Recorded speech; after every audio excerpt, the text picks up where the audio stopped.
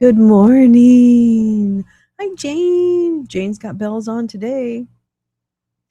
Hello, Jane. Hello, everybody. I don't know if my camera's on, but it's fine. We'll figure it out. Good morning. Good morning. Good morning. Good morning. How is everyone? I feel like I keep coming in and out of focus. I got to figure this out. Hold on. Just a second. I thought I figured you out. Focus. Automatic. Metering. What does that mean? Center weighted? What does that mean? Okay. Mm. Exposure. Okay. I don't know what that means. That's fine. Ooh. I think I keep going in and out. Oh, wait. Near. Okay, maybe I just need to manually do it. That's what I'll do. I'll just manually do it. Okay. I think I got it. Good morning. Good morning. Good morning, Teresa. It's great to stay up late in the morning. Good morning to you. Good morning. Good morning. Sun's out. Wait. Good morning. Good morning to you. Good morning. Happy Thursday. Oh my God. Hi, Neil. Hi, everybody. Welcome to Wake and Bake with Lolo. I'm Lolo. I'm awake. I even baked this morning. I got up early enough to have a little quick bake before the show. Always a good idea. This thing does not want to focus. Well, you know what? I wouldn't want to focus on me either, frankly. So I can't complain. Anyway, good morning. Good morning. Welcome to the show. I have some things for us this morning. There's a lot of pain in the world, and I never heard it singing. Thank you. I took a shower. It's amazing what cleanliness will do. Thank you so much, Teresa. You're dull. I do, but I never heard them singing. No, I never heard them at all till there was coup. I loved our song. Oomph rewrote the song. Good morning, Jeff, the best 23-year-old podcaster. That's right. Oh, yeah. That was a good one. That was a good song. That was one of my favorite. Till there was coup. I can't remember now what all the words to that song were. There were. Oh man, I'm sorry. I've got to find it now. Now I'm like thinking about it. Hold on. Let me go to this. Let me go to my. Good morning, Pep. Pappy, pep, peppery, pepper, pepper. Peppery, pep, pep. Peppery, pepper, peppery. Let me see. Let me go. There were actually, this one might have been taken off of our. I think this one was actually removed for election disinformation or something.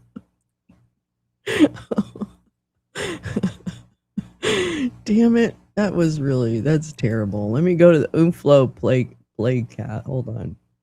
Oh, I don't want to show you all my stupid playlist, my abs workout. Wait, where's Oomflow? Wait, where is Oomflow? Oomflow Records. Where is it? God, I have too many playlists. Okay, there it is. Oh my God, we had 11 videos, Oomflow. We had 11 videos. Hi, Todd. Hey, Todd and Heather in absentia. Let me see. Do I have Till There Was Coup? Wait. I don't know why Oomph ever put up with me. Here we go. Also share audio. Okay, so let me see. This was all our songs. If you don't know, Oomph and I wrote. I don't even know how to say it. Oomph and I did a lot of songs. I don't know how to explain it other than that. Let's see, but I can't. I think ours. Is it The Convoy is Over? No, maybe that's something else. Your bullshit claim. Oh no, I remember that one. Oh no, it's actually not on here because it got cut off. Damn it. One unavailable video is hidden. That's the one. I'll find it. I'll find the words and re-sing it. Actually, we should go ahead and redo that. Anyway, good morning. Happy Thursday. Is it Thursday? It's Thursday, isn't it? Okay, stop sharing. Oh my god. Holly! We made it to Thursday. Yeah. We made it to Thursday. Sunshine. I'm walking on sunshine. Oh, I'm walking on sunshine. Oh, I'm walking on sunshine. Ooh, and don't it feel good? I kind of like pear. Thank you, Lee, for my little sunshiny jewels. What a Thursday. I love it. Thank you. Thank you, Lee. Probably going to have to close those curtains. Just going to let you know that ahead of time, but we'll figure it out. As the sun comes up, as the sun rises in the east, so are the days of our lives. I do have a lot of things. I want to go over some headlines first, unfortunately, and kind of catch up with what's happening this morning. And I hope that everybody is well. So let's get it started. Let's get it started in here. Let's get it started. Whoa, whoa, whoa, whoa, whoa, whoa, whoa, whoa, whoa. Wow, wow, wow, wow, wow, wow. Okay, let's see. I wish I could move. Like, why can't I move this? Why can't I move this? Maximize, customize. What does customize mean? Radius. Oh God, you've lost me. Okay. Sorry about that. I'm walking on sunshine. Oh, and don't it feel good? Ooh. I wish things felt better. I really do.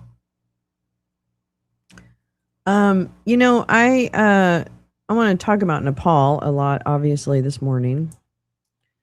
And I want to talk about global or climate change and the fact that this was caused, by all accounts, by the collapse of a glacier that then cascaded down in a wall of water, mud, and debris. And I have a feeling this will be one of the worst disasters that we've ever experienced. And I'd really like anyone that feels like they don't want to have that conversation, or at least attribute it to man-made global warming. They can just fuck off. They're stupid. I'm sick of stupid people. I'm sick of stupid, like, I have my opinion. Isn't that worth something? No, it's actually not. In the face of facts, in the face of complex processes, no. Your opinion is not relevant. Nobody cares if you don't believe in climate change. We do. And guess what? Thousands of people are going to have died because of it.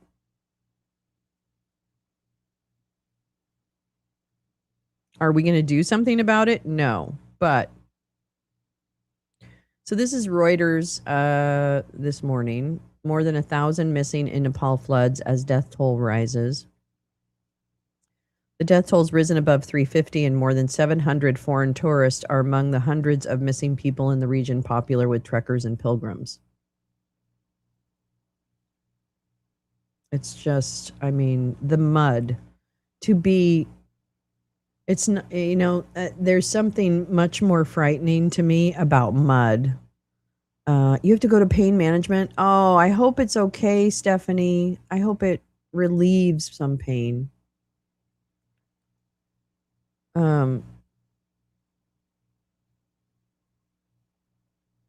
These are pictures from the area.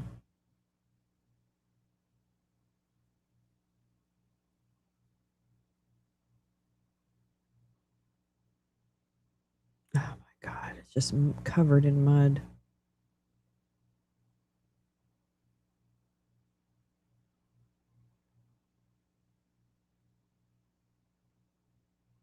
Unbelievable that people survived. Unbelievable.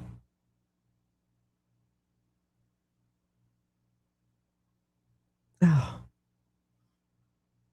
God.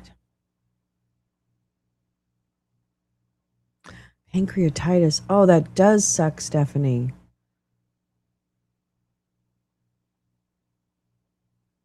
So, and this is what one of the stories I wanted to read. Let's see here. Glacier collapse may have triggered deadly Nepal flash flood, experts say.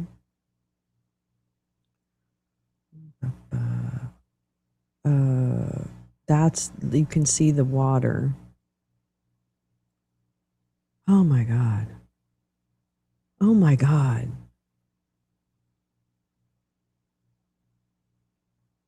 Okay, I can't watch that. I'm so sorry. Part of a glacier broke off and crashed onto the valley floor, experts say. Satellite images show green mountainside now buried in debris and sediment.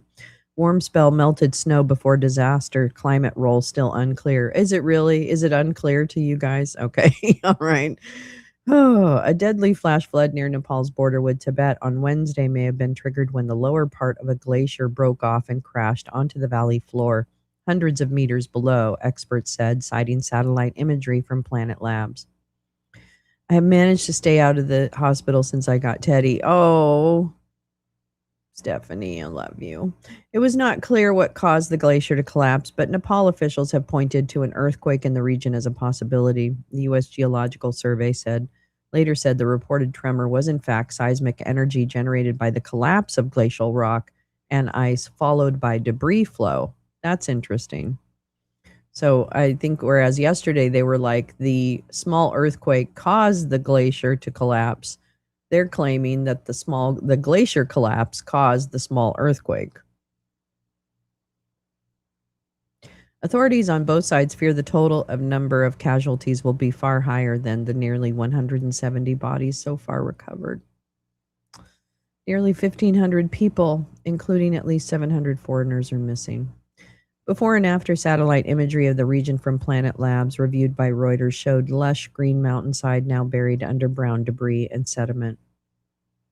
It's confirmed that a substantial portion of that glacier snout collapsed to initiate the event, probably including or entraining a fair amount of rock and sediment, said Vikram Gupta, who specializes in engineering geology and teaches at India's Sikkim University.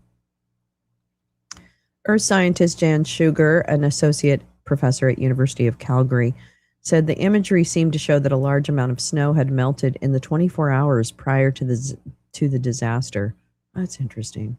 Some of the glaciers in the valley were covered in snow yesterday, and today they're mostly bare ice. So in other words, and I haven't seen any weather station data yet, it was probably warm. Nepal's snow-capped mountains had lost close to one-third of their ice in just over 30 years due to global warming, the United Nations said in 2023. The agency added that glaciers in Nepal, wedged between two major carbon emitters, India and China, melted 65% faster in the last decade than in the previous one. I was recently around. That's right. Stephanie, that's right. You just were there. I was recently around those glaciers, remember? And those glaciers make cracking sounds all the time. The glaciers didn't cause the earthquake. Oh. Oh, really? Yeah. Well, they said the force of it coming down is what caused the seismic activity, basically. It wasn't an earthquake per se in the traditional sense, but it was seismic because of the weight. That's what I gathered from that, but I don't know. That's amazing. What I can see in this morning satellite imagery from Planet Labs, the lower part of the glacier broke off at about 5,200 meters. That's what, 15,000 feet, about, and crashed onto the valley floor about 12,000 meters below, or 1,200 meters below, rather, Sugar said. They sound like an earthquake happening all the time. Ugh. That clip with people running was deeply, yeah, I unfortunately, I saw part of that and then I turned it off. The USGS has the depth data and it was at the surface. Oh, okay. Yeah. Let's see. So that seems like more of just seismic activity, you know what I mean? Like, and that is, okay, satellite images shows the valleys near the Nepal-China border on August 26 after the devastating flood. And this was before. This is the before picture. And that's the after of the same region. He said construction could be a factor too, and whether climate change played a role is something we will no doubt be looking into in the near future. Andrew Zolli, Planet's chief impact officer, said his organization would be releasing fuller imagery soon under an open license to aid frontline response. Oh boy. Dan's analysis suggests this may have been the result of a glacier collapse due to rapid melting, Zolli wrote on LinkedIn. So where are other glaciers that have this? Yeah, it's based on the location. Oh, okay, yeah, it's not based on sound. It's based on the location of the tremor. Yeah, I think they actually got like a you know, what is that, seismograph? What is this? The seismograph that shows the earthquakes, I think. I think of those things as like those things, the spirograph. Remember when we used to draw with those? Back when we were young and we were stupid. Due to rapid melting, whether that in turn had a climate component is something that I'm sure will get scrutiny in the days to come. Well it should. Several hydropower projects are located in the worst affected areas in the mountainous district of Rasuya, which has a population of about 50,000 people. Nepal's National Disaster Risk Reduction and Management Authority said the glacier-inclusive flood occurred in the Lende River due to a landslide that took place around 20 kilometers or 12 miles northeast of a Nepal-China border crossing. The flash floods were caused by an ice rock avalanche on the Nepali side, said Prakash Pokharel, a geologist at the authority who has reviewed the Planet Labs images. Floods, landslides, avalanches, and droughts are increasing in frequency and ferocity across the Hindu Kush Himalayas, and accelerating changes to water, land, and air across the region pose a major threat to people, the International Center for Integrated Mountain Development says. It's not based on sound. Yeah, it's not based on sound. Yeah. It's based on actual movement, right? I mean, yeah, seismic. Yeah. The group said on Wednesday the flash flood sent a powerful surge of water, sediment, and boulders through the Bote Kushe and Trishuli river systems, adding that water levels at the river and the Galchi area downstream reportedly rose by as much as 9 meters or 30 feet within 30 minutes. Holy shit. Oh, that's right. It's 45. It's times 3. Okay. That's that. So that is an update from this morning's Reuters. Let me go over here for a minute.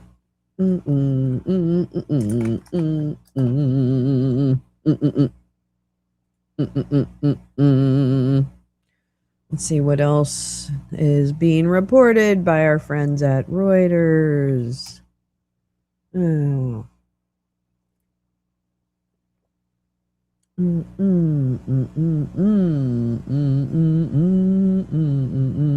My question is, then what, right? If we determine that it's related to climate, then what do we do? I mean, are there other glaciers that are at the same risk and have humanity in their way when they melt? Do we have melt? I mean, I know there's a lot of people that measure melting on glaciers. Believe me. There's a lot. Russian-speaking cyber criminals used... Sorry. I'm coughing. Russian-speaking cyber criminals use SpaceX Cursor AI tool to hack 7 companies. Oops. Okay. Is this the thing that we talked about yesterday? No, this is not what we talked about. The Chinese spying? No, this is Russian, right? No. What? Wait, now I want to know. This is different from the other hack thing yesterday? Okay. Workers at Israeli startup Gambit Security sit at their desks in the company's office in Tel Aviv. All right, let's read. Russian-speaking hackers use SpaceX AI coding assistant Cursor to help break into a Belgian chemical company and at least 6 other firms earlier this year, according to data reviewed by Reuters and a report issued on Thursday by the startup Gambit Security. That sounds great. The cybercriminals' AI-boosted hacking spree is the latest example of how rogue actors are using commercial AI tools. Wait, there's a glacier in Alaska that is expected to collapse in a similar way within the next few weeks. Oh my God. Boganyet. That's right. Boganyet. No, there is no God. I want to see that. Alaska Glacier. Alaska Glacier. Alaska Glacier. There is Alaska Glacier. Glacial lake flood hits Juneau, Alaska again, reflecting a global risk as they melt. Okay, there's another one.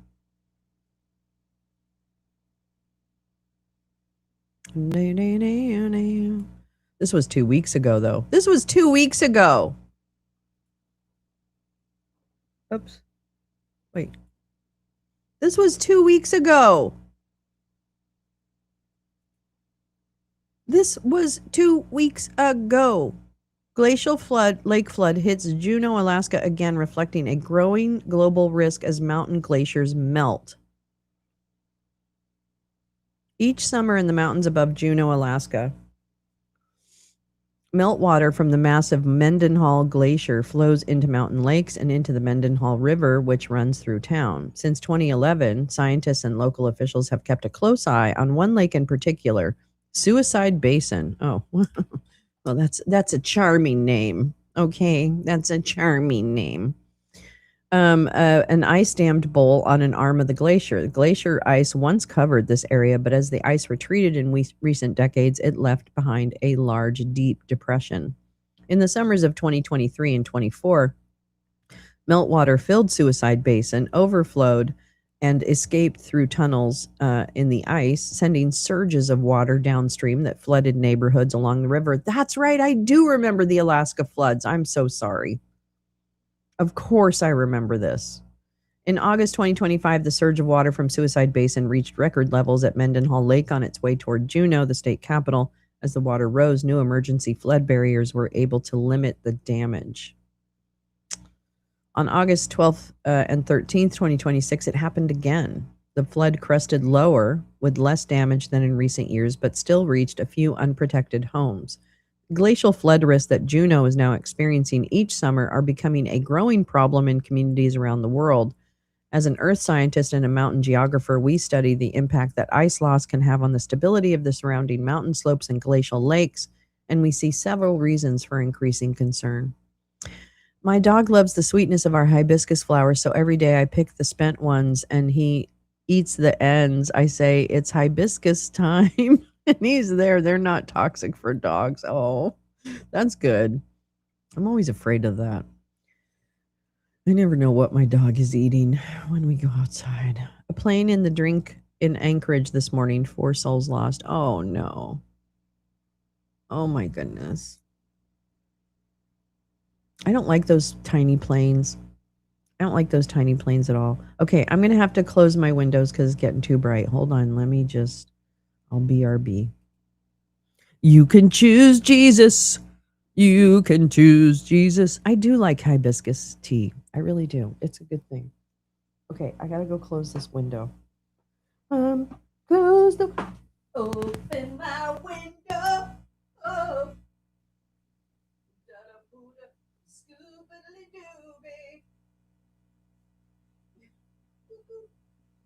Skadooby-dooby.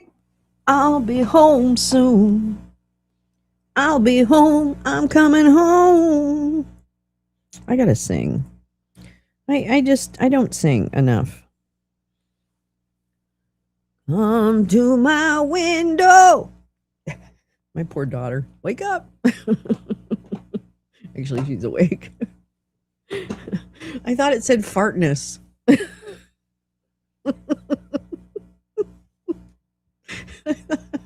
I thought I have no idea what this is gonna. Oh boy, that's bright. I thought that said fartness. Yeah, I love the fartness. I choose Jesus. That's right. Hey man, it's a T-Rex. That's one of my favorites. It's such a good graphic. That really says it all for me. I choose Jesus. Let's see. Okay, so this is this is Mendenhall Glacier and Suicide Glacier Retreat comparison, 1893 and 2018. So this is 1893. Didn't a plane with military contractors crash and killed everyone? I don't know. Ice lemon zinger is my go-to. Ooh, oh, you're in the old celestial seasonings world. And so this is what it was in 1893. You can see Suicide Glacier. Look at this blue thing, I guess. Oh, you can see how high it is. Okay. And then this is where it was and now where it is. This is 2018. So it's just a few years ago, 8 years ago. Yeah, Alaska's not doing too well. Oh, that makes me sad. We're just so fucking...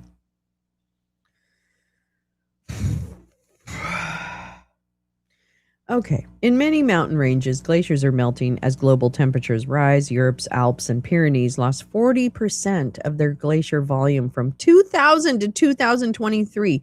40% in 23 years. Almost half. These and other icy regions have provided fresh water for people living downstream for centuries. Almost 2 billion people rely on glaciers today, but as glaciers melt faster, they pose potentially lethal risks, as we've just seen. But then, in addition to that, where does the water supply come from then? If these melt faster and are lower, where does the fresh water supply come from?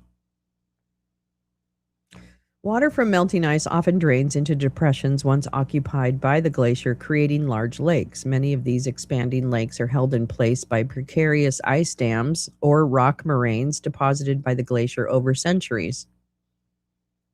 Wow. Imja Lake. That's what Imja Lake is now. Too much water behind these dams and landslide or large ice discharge into the lake can break the dam, sending huge volumes of water and debris sweeping down the mountain valleys, wiping out everything in their way. The Mendenhall Glacier floods, where glacial ice holds back the water, are classic Eukolop or glacier leap floods, first described in Iceland and now characteristic of Alaska and other northern latitude regions. Most glacial lakes began forming over a century ago as a result of warming trends since the 1860s, but their abundance and rates of growth have risen rapidly since the 1960s. The glaciers are melting too fast. It literally makes me cry. I agree, Stephanie. We've done all this damage in 100 years. I mean, really, that is so true. In literally the last 100 years. Wow, it's amazing. That's just amazing to me. Many people living in the Himalayas, Andes, Alps, Rocky Mountains, Iceland, and Alaska have experienced glacial lake outburst floods of one type or another. I guess this time we literally had a glacier break off a piece of it. A glacial lake outburst flood in the Sikkim Himalayas in October 2023 damaged more than 30 bridges and destroyed a 200-foot high hydropower plant. Residents had little warning. By the time the disaster was over, more than 50 people had died. I'm not going to show you that. I'll link this so you can watch that if you want. I'm not really in the mood to watch any more flooding at this particular moment in time. I don't think. Okay, let's go back, and then we'll go back, and then we'll go back, and then we'll go back. Yeah. What is, oh, we were back on this. That's right. I'm sorry. We got distracted. Put it off for the next generation. There are no more, yeah, exactly. There are no more generations. And we knew that. We knew it, and we did nothing. I mean, we really didn't do enough about it. It's kind of funny to me how, I don't know. You know, I have never been like a super intellectual person about like politics and like the end of liberalism and all this kind of stuff. I don't really understand all the intellectualism behind it. I mean, I appreciate it, but I don't understand it. But I don't know. We really did fall for, and I know this is an obvious statement, so I apologize, but we really did fall for just being enabled to go on with our lives and not stop things from happening. I was listening to a really interesting talk about capitalism, actually. This is what I was trying to remember. Oh, thank you, Max. This is what I was trying to remember. Internal documents from major oil companies accurately predicted current global warming trends decades ago, and literally hid that information from, I guess, everybody. And I guess it was in everybody's interest, or at least the people who were going to profit off of it, it was in their interest to not make a big deal about it. And then I worked to help a climate organization to get started. I was working for a philanthropic advisor. So I was assigned to this climate organization that was just starting out. So I did learn a lot about international climate work because they were working like internationally, like with big people. And so I did get some sight into, and my impression, my base impression, which is not very well formed, but I had about a year with them. My impression is that the climate, you know, like the environmentalists, the world that is environmentalism and conservation and all that, has tremendous ideas. And you know, it's definitely an issue of scale, right? It's definitely, because I saw all kinds of innovative work being done with like water and all kinds of stuff through this work. And there was a lot of rich people involved that are really devoted to it. You know, a lot of smart scientists, a lot of people from France and everything, you know, like really smarts around climate and shit like that, getting ready for COP. I guess that was COP 26 at that point, COP something, 29, I don't know. And and Bill Gates, like all that kind of stuff. So my feeling is that, and now looking back and knowing what I know about nonprofit, I look back, and even though there was all this powerful influence and money in the conservation slash environmental, whatever you want to, climate, I don't know what you want to call it, any of those kind of efforts around the world,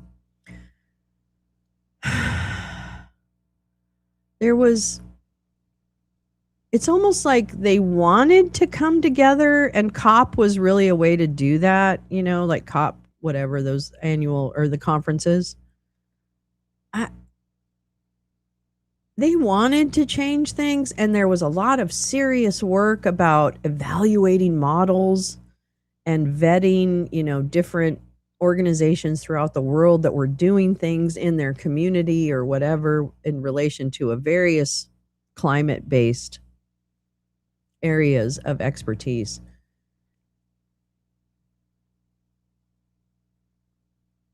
And I kind of wonder, now knowing what I know about people like Alex Karp and others who early on formed a view that democracy and or the focus on the individual would never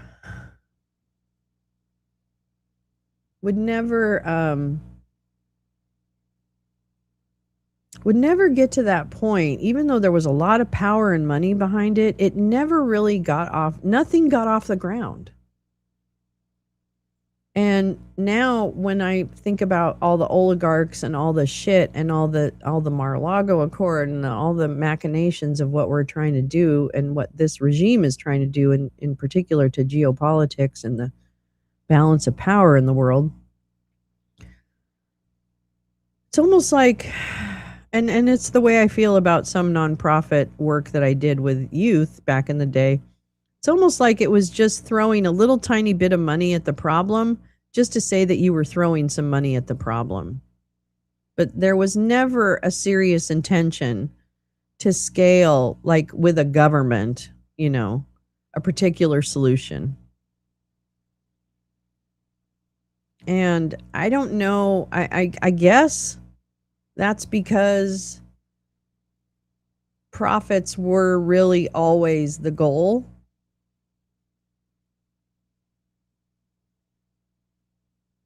And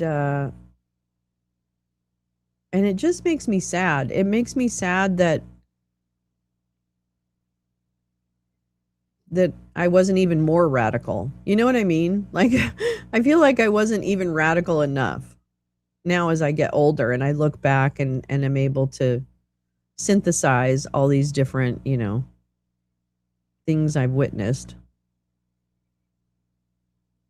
There's a lot of money out there to do things. And there's a lot of pretty words of, oh yeah, I want to do this, I want to do that. But where is the actual, like, we're going to fucking scale the shit out of this? Which would be not hard to do, by the way. Like, I saw hundreds of projects across the world in many different areas, whether it was, gardening and water, whether it was, whatever it was, all the different types of solutions that very creative people have come up with. And not all of them are great ideas. I'm not saying all of them would work, but I know there were a few in there where if you scaled them, if you really put shit behind it and said, we're going to institute this, we're going to take a country and we're going to fix their water system, or something like that. I don't know. I just feel like there's no will to do that. I think I have a story today, I think. I hope. Maybe I don't. Oh, fucking hell. Oh, man. Okay. Oh, actually, hold on just a second. Oops. Hold on. Oh. I want to see because I had some articles on. Yeah, we had some momentum starting, but the gore hanging chads. I'm telling you, you're right, Todd. Yeah. I mean, for everybody's faults, at least there would have been a conversation that was in a positive direction around climate. Big oil has known the models are under projections. It is turning out. Yes, exactly. Under projections. Yeah. I don't know. Will this Nepal situation be an actual wake up call? I have no idea. I doubt it because that's just the way it is. Oh, okay. Actually, there is something here I wanted. I'm so sorry. Hold on. I went a lot of places last night in my little things. All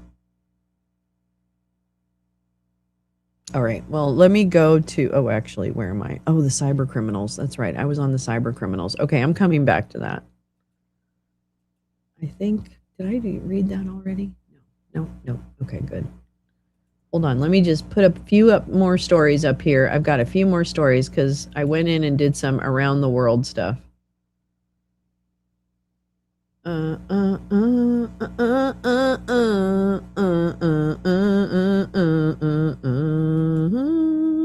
me see what this is. Oh God, here's what I found. Oh God, this was actually, I don't think she's listening, but Catamus Rex, I found this from you. Good morning, Mr. Spock. Always look on the bright side of life. Thank you. I'm sorry. I'm so sorry if I get grumpy sometimes. I know that's a pain in the ass. I really am sorry. Thanks for putting up with me when I get grumpy. Hi, Jay. Hi, my beauty. There you go. Unfortunately, Lee nails it. If Sandy Hook wasn't a wake-up call to gun control, not sure we could wake up to climate change. You're right. Every time I say those things, I feel around the world, around the world, around the world, around the world. Well, unfortunately, I do have one more story. Sorry, cyber criminals. You're going to have to wait a minute. Because this came from when I was watching my friends over on their little chat channel. This came up and I thought, oh, and this is from Science Daily, which now I'm going to be looking at because, cool. Oh, yeah, I don't know why that dog's there. Okay. This is August 25th. A Manhattan-sized ice island just broke free from Greenland. What? A huge section of Greenland's Petermann Glacier has snapped off, forming an ice island about the size of Manhattan. That's right. Where's that going to go? Satellites watched cracks spread rapidly before the 76 square kilometer slab finally broke free on August 4th. It's the glacier's biggest calving event since 2012, and scientists say two even larger pieces could eventually follow. The rare Arctic iceberg will now be tracked as it drifts, breaks apart, and potentially affects shipping routes.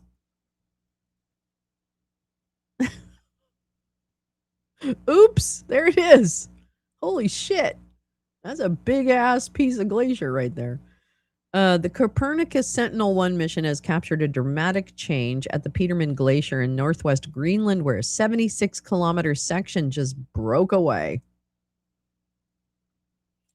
The floating ice tongue. Good morning, Paul, my darling. You made it. Paul, you know what? Success. The break represents Petermann Glacier's largest loss of floating ice since 2012 and the biggest calving event recorded in the Arctic since 2020. Yeah, that's correct spelling. It offers another striking example of how quickly conditions can shift around Earth's polar regions. Well, guess what? Hold my beer, because the other glacier said, I'm going to cause all kinds of mayhem. The newly formed tabular iceberg, also known as an ice island, is roughly the size of Manhattan and may be as much as 150 meters thick. That's what, 450 feet thick? Holy shitty balls. Radar images from Sentinel-1 taken on August 3rd I need this bigger. I'm sorry. My little baby eyes are so old. Oopsie. Radar images from Sentinel-1 taken on August 3rd showed significant deterioration developing along the center of the ice tongue. Just one day later, the enormous ice island had separated from the glacier's eastern side. Sentinel-1 is especially valuable for monitoring remote glaciers because its radar instruments can collect observations both day and night and can see through cloud cover. An international research team has used Sentinel-1 imagery to monitor Petermann Glacier since 2019. The work is partially funded through ESA's Future EO Architects project. What's ESA? What's ESA? The collaboration includes researchers from the University of Ottawa in Canada, universities of Stirling, Lancaster, and Leeds in the UK, and the Canadian Ice Service of Environment and Climate Change Canada. Over several years, the team has tracked expanding fractures and growing evidence that the glacier's floating ice tongue was becoming unstable. Russia Decree 604 if you want to dive deep. Oh, okay, wait, sorry. You guys had broken some news here. Oh my God, I'm missing it all. Yeah. Okay, wait. Lee, I want you to hold on this because I'm coming back to that. Let me just finish this one. The collaboration. Okay, we got that. Interferometric observations collected over Petermann Glacier in April revealed deformation and fractures within the floating ice tongue. Those measurements gave researchers a detailed view of changes that had been developing months before the eventual calving event. Adam Garbo, a PhD student from the University of Ottawa, said Petermann Glacier has long been one of Greenland's largest remaining ice tongues. What's the matter? What is the matter? What's the matter? What's the matter? You cannot get up there. There's no surface. It's a door. Sammy. Sammy. Come here. Come here. Okay. He's got to go, everybody. Okay. Let's see.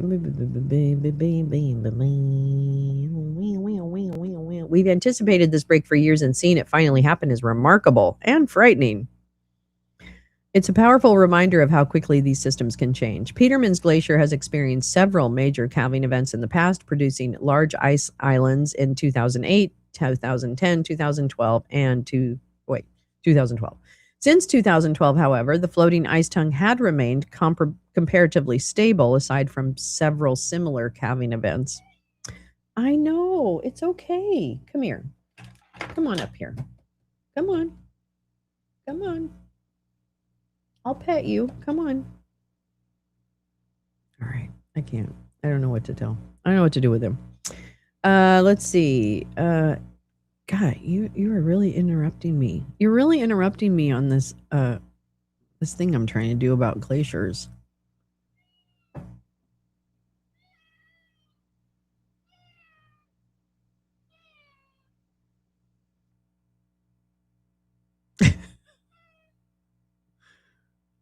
Where are you going to go? Do not do that. Do not. No, you can't. No. Come on.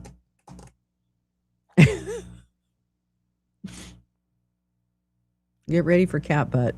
You're about to get a full-on ass shot. Hi. I love you. Okay, can you move so I can see my article? Can you come over here? Can you come over here? Can you come over? Thank you. I appreciate that. Thank you. Oh my God. You can hang out right there. The latest break may not be the final major change. 2 additional ice islands with estimated areas of about 97 and 87 square kilometers could eventually detach as existing rifts continue spreading across the floating ice tongue. Wow, this is the worst possible time to have a stupid regime, isn't it? God. Anna Crawford from the University of Stirling commented, while large tabular icebergs are relatively common in the Southern Ocean around Antarctica. Arctic ice islands are far rarer. By studying Arctic ice islands, we will gain knowledge that can be transferred across polar regions. This is critical for understanding how the calving and deterioration of ice islands impact glacier dynamics, sea level rise, and the ocean environment. A detailed Sentinel-1 interferogram showing where fractures formed and how they expanded across the Petermann Glacier was possible because of one-day repeat Sentinel-1 synthetic aperture radar observations. What? Say that fast. Gathered during the Sentinel-1C and 1D tandem phase while the newly launched 1D satellite was being commissioned. The observations allowed scientists to make highly detailed measurements of how cracks spread across the ice shelf and how the surface of the ice tongue moved in response to ocean tides before the iceberg finally broke away. Molly Hammond, a PhD student from the University of Leeds who processed the Sentinel-1 data, said the changes we observed on Petermann Glacier were occurring very rapidly in the lead up to the iceberg calving event, so it was incredibly exciting to monitor the crack propagation with interferometry in near real time. This has demonstrated the incredible value of one-day repeat synthetic aperture data. I always say that. I am always saying that. The one-day repeat synthetic aperture data has such incredible value. I say that all the time. Great to be validated. ESA's Martin Waring noted, this type of large tabular iceberg is relatively rare in the Arctic, making this calving event a unique opportunity to study how such a vast ice mass drifts, evolves, and eventually breaks apart and kills a bunch of people. Yeah. Satellite missions such as Sentinel-1 provide the systematic long-term observations needed to track these changes, helping scientists better understand the processes driving calving and the wide impacts on the polar environment, and ultimately, you and me, the Earth system as a whole. Okay? Let's see. Alongside Europe's excellent Earth observation missions, we're pleased to see the Arctex project supporting this work and enabling further scientific investigation of the rapidly evolving Arctic. Wouldn't it be nice if we had a country and a government that wanted to participate in this? Wouldn't that be nice? Tracking. Okay, researchers will continue monitoring both Petermann Glacier and the newly formed iceberg using satellite imagery, aerial observations, and tracking data by following the ice. Why don't we just put a little Apple, one of those air tags on it? Let's air tag the iceberg. Let's see. The calving event. The calving event also has practical consequences for navigation and offshore activity in the Arctic. Environment and Climate Change Canada is tracking the iceberg's path and evaluating possible threats to shipping routes and infrastructure. Ice masses of this size can remain in the ocean for years, slowly fragmenting into smaller pieces that may become progressively harder to detect and follow.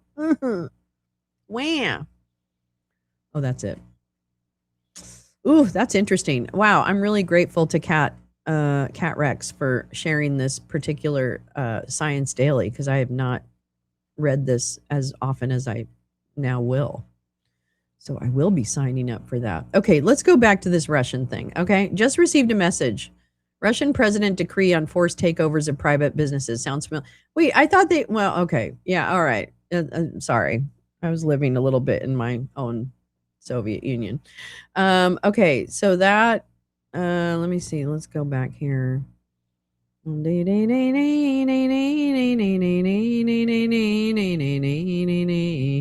Trump claims Manhattan because they called it Manhattan, so we should have it. That's a good one. Oh, yeah, exactly. You're right. If we can't even wake up when we kill children. Okay, what is this? Lawyers don't mention Ukraine. It refers to protection of critical infrastructure from UAV, but yes, same one. Wait, what are we talking about? Oh my God, now I'm like, wait, okay, here we go. Teresa says, is that the one where Putin said he is until the businesses start defending themselves from Ukraine attacks, Lee? And Lee says, what does Lee say? Where am I? Lee says, yes, maybe, no. Yes, the write-up from the lawyers doesn't mention Ukraine directly. It refers to protection of critical infrastructure from UAV. Okay. All right. No. Oh, no, the third person died. Well, I mean, that's true. I remember that. Yes, Yayoi Kusama. Is she the one with the dots? Didn't she use dots as well? I remember seeing that. I'm still hoping for our 80-year-old. I think it needs to be an 80-year-old in order to really count. I'm sorry about that. Okay, wait. You are truly Hat Tip Teresa. I know. You should just change your handle to Hat Tip Teresa. Oh, about Russia taking over private business. Why are we? I mean, I'm not even shocked by that. We usually have jam practice on Thursday, but Susan and I are both feeling wiped out. We're taking a break. Nice. Good. I'm glad you're taking a break, Paul. Much love to you and Susan. Sam sounds like my zig, but I want up there. I don't know what that means. He's taken up. I mean, doesn't he already basically run it? I mean, okay, so when was I in? I was in Moscow in 1998 after, whatever. And I mean, it was mobs. That's what it was. It was mobster. I had a friend there who worked for Gazprom. This English dude. He was the brother of a guy I was dating. So the guy I was dating and I went to Moscow to visit him. And it was just mob, everything mob. Very different from 1984 when I went. But yeah, mob. So I always felt like the government still owned all the businesses. You know what I'm saying? Like it felt still like the Soviet Union in many respects, but just a lot flashier. And frankly, it felt a little unsafer. Like the taxis were all mobbed up and it was just stupid. Kusama, who had voluntarily lived in a psychiatric hospital for decades, was known for her bright red wig and her giant quirky creations. Interesting detail. I know. Good morning. Hi, Oren. I know you haven't gotten a lot of cat butt in this season. And she does infinity rooms. Oh, wow. I was in an infinity room once and I wondered, will it ever end? My comment about conspiritualists got deleted. Uh-oh. I didn't do it. I know. Yes, exactly, Teresa. Gazprom. Yeah.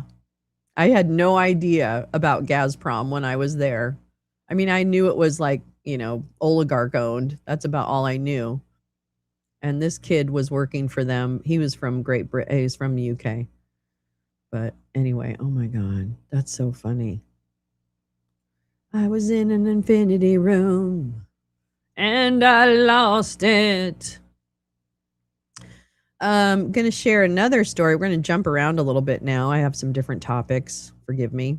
But I was looking at what's the South America news these days. And, there's a lot. But I also saw this. Brazil sues online platform Discord over alleged failures in children protection. So guess what? Meta's lost yesterday. I think we're going to see more and more of this where countries are going after the social media platforms. Brazil's government said on Wednesday it had filed a lawsuit in federal court against Discord, the popular platform for gamers to communicate online, seeking damages of 500 million reals, about $97 million, for the company's alleged failure to protect children online.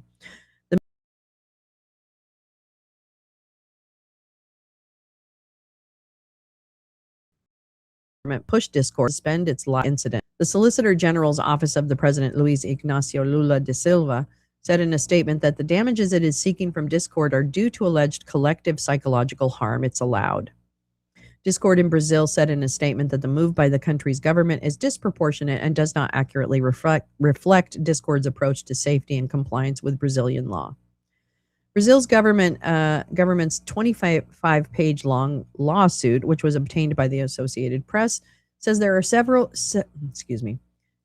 are severe gaps in its age verification systems and user safety protections. The company has committed direct violations to a number of obligations and protective norms of Brazilian law regarding the special protections and safety of vulnerable groups, including children and teenagers, Brazil's Solicitor General's office said.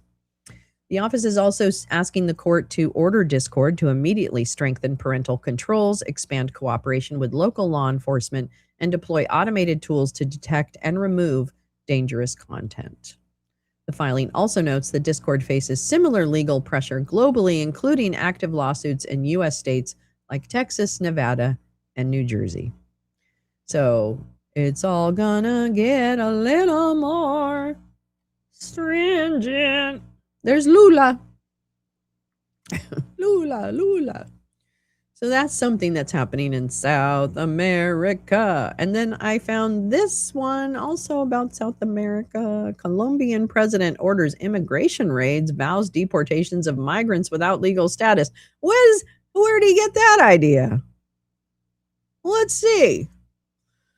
Get out of my face. Oh no. Wait, create a free account. Oh, okay. What? Okay, hold on a minute. I got it. I'll be right back here. I will be right back. I have an account, I think. Don't I? I don't know. Why do I have to register with the AP of all people? Oh my God. Why?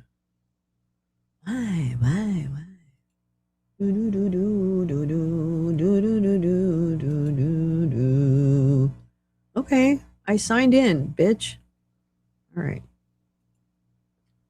Oh my God, AP, you are kind of getting a little pushy on that. Okay, I'm just gonna say, yikes. AP getting a little pushy. Getting a little pushy on the old AP.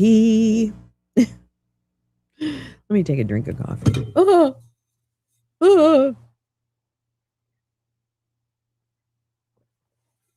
Little OG Lolo's Lounge. I'm not even sure you can get this anymore. I don't know where it is. I don't know which screen it's on. All right, a little bigger for the grannies. For the grannies who are reading. All right, reporting from Bogota. Colombian President Abelardo de la Espriella, I'm sure I didn't say that right, and I really apologize, has promised to deport thousands of migrants who are in the country without residence permits. Please share the broadcast, hit the like, and maybe subscribe. Oh, PBS did an article on it too? Okay, hold on. On the Russian thing? Okay, hold on. Hold on.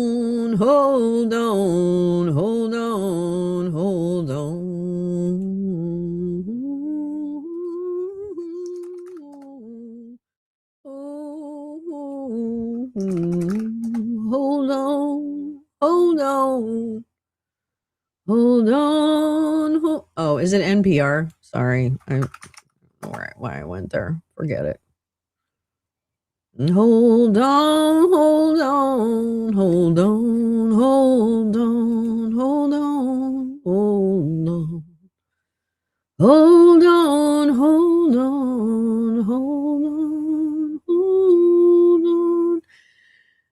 This is amazing. Rick Grinnell, I hope you go to prison for the rest of your miserable fucking life.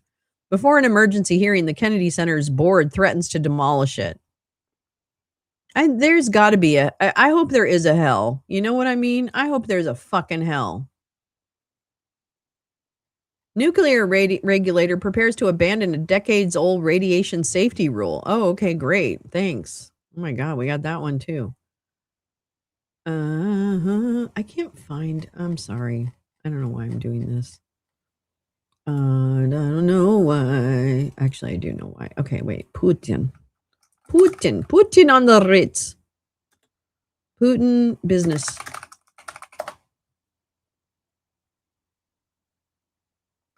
This is not helpful. Sorry, I can't. Oh, here we go. Let me just do this. Putin.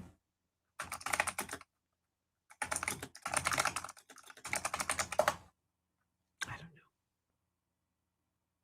Oh, here we go. Okay. You know, I was also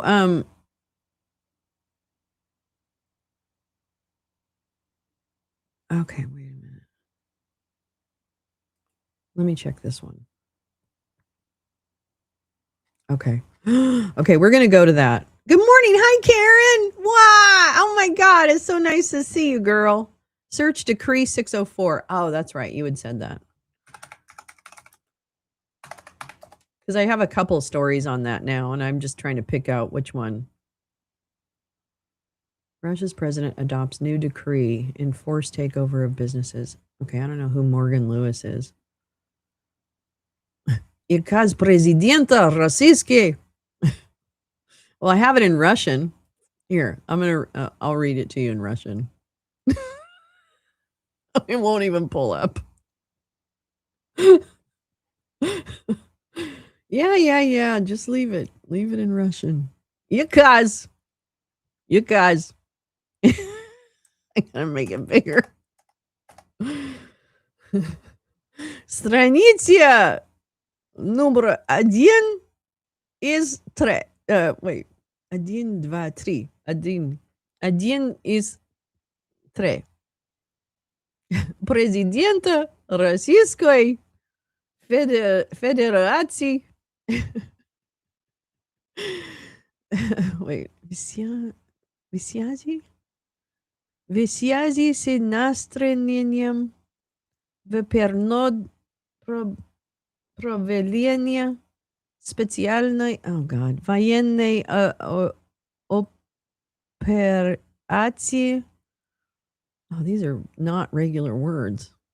These are all like fancy words. Безопасности объектов критической. This is like trying to make English words into fucking Russian. Do we have any regular Russian?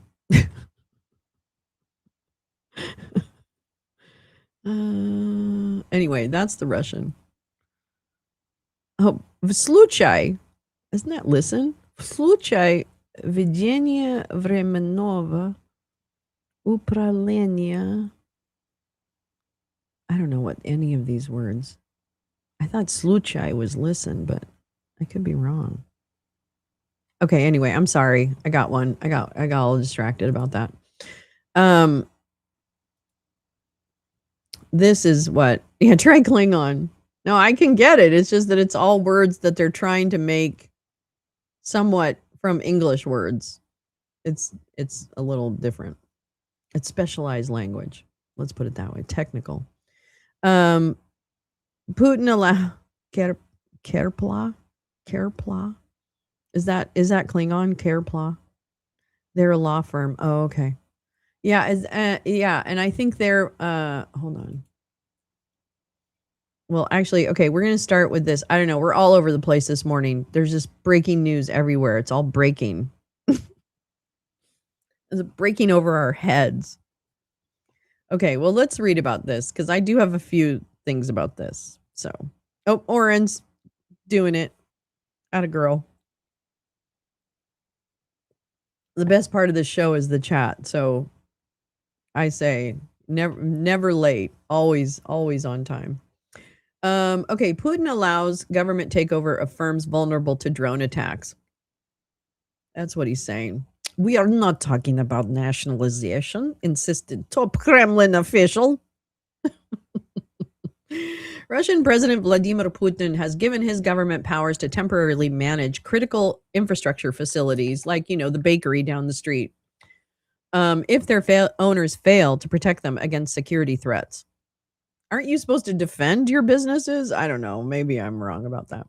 A decree published Monday gives Russia's Federal Agency for State Property Management extensive powers to seize industrial sites if their owners have failed to take protective measures against uncrewed aerial vehicles, among other risks. It will operate seized businesses as the owner, and Putin can designate any other entity as the temporary manager, according to the decree. Oh, this is big, y'all. This is big. This is a scared man. This is a very scared man. I don't know. And we'll talk about the CIA director. Role has been taken. All absences are accounted for. Thank you for participating in our social media empire experiment of when did you have your coffee?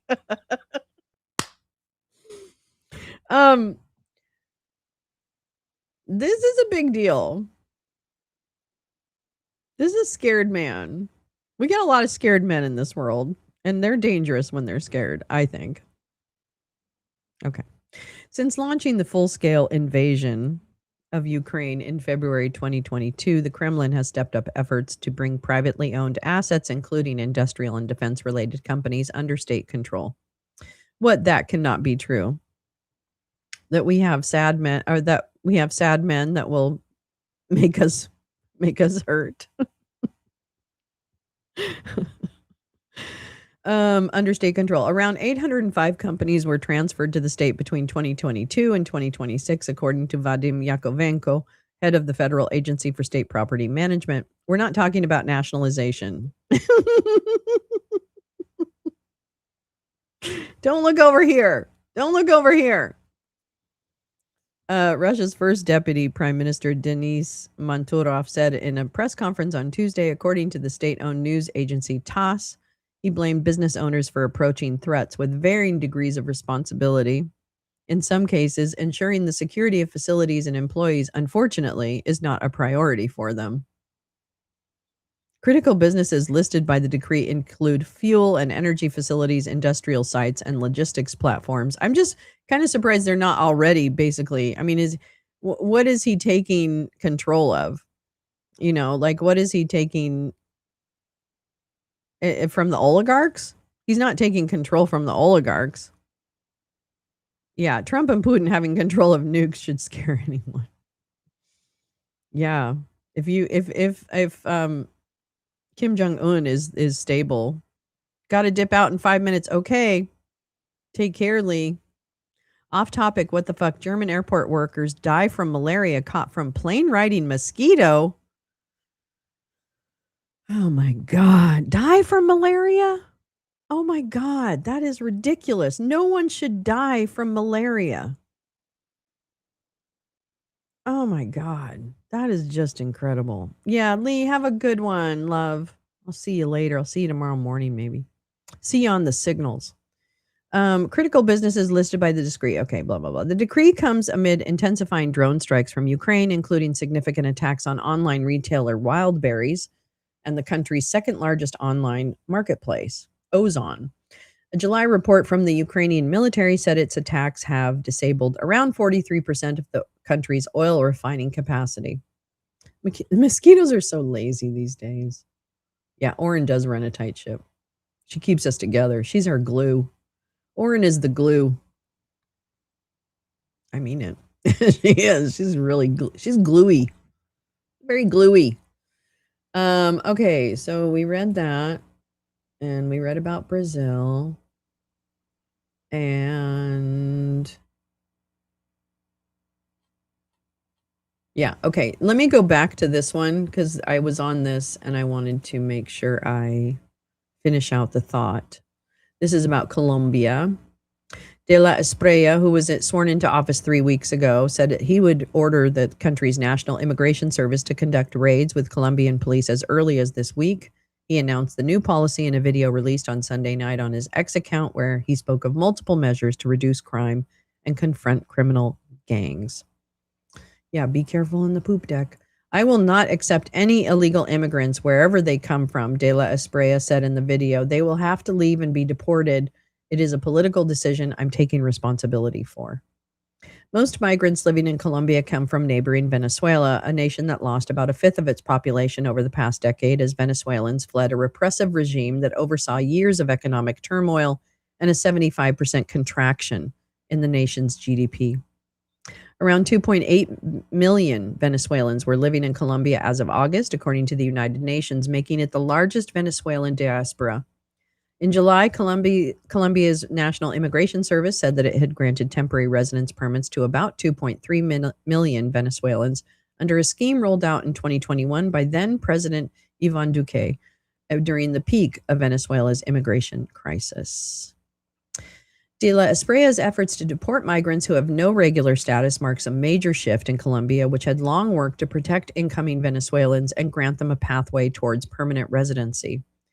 Ana Karina Garcia, director of Juntos Si Puede, an organization that helps Venezuelan migrants in Colombia, said that the Colombian government stopped handing out new temporary resident permits 3 years ago She said that De La Esprilla's incoming administration should expand pathways to legal residency instead of punishing people who cannot obtain residency permits.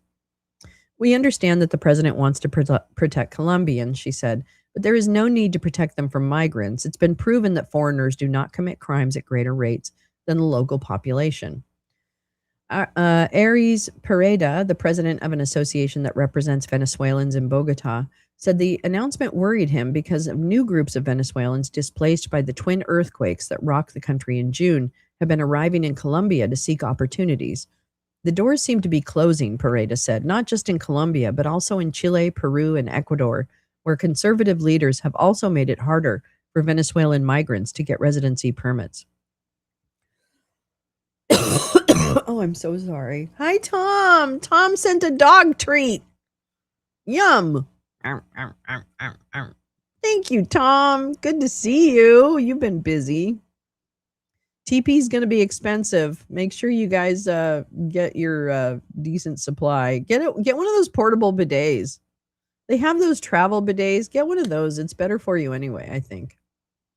The doors seem to be closing. Okay. In a text message, Colombia's National Immigration Department, Migración Colombia, said that the agency is currently without a director. The agency said it will only implement the new policies outlined by Colombia's incoming government once a new director is appointed and installed. Yeah. So that's a little bit of what's happening in good old South America. We're still fucking around and we're really not helping anyone.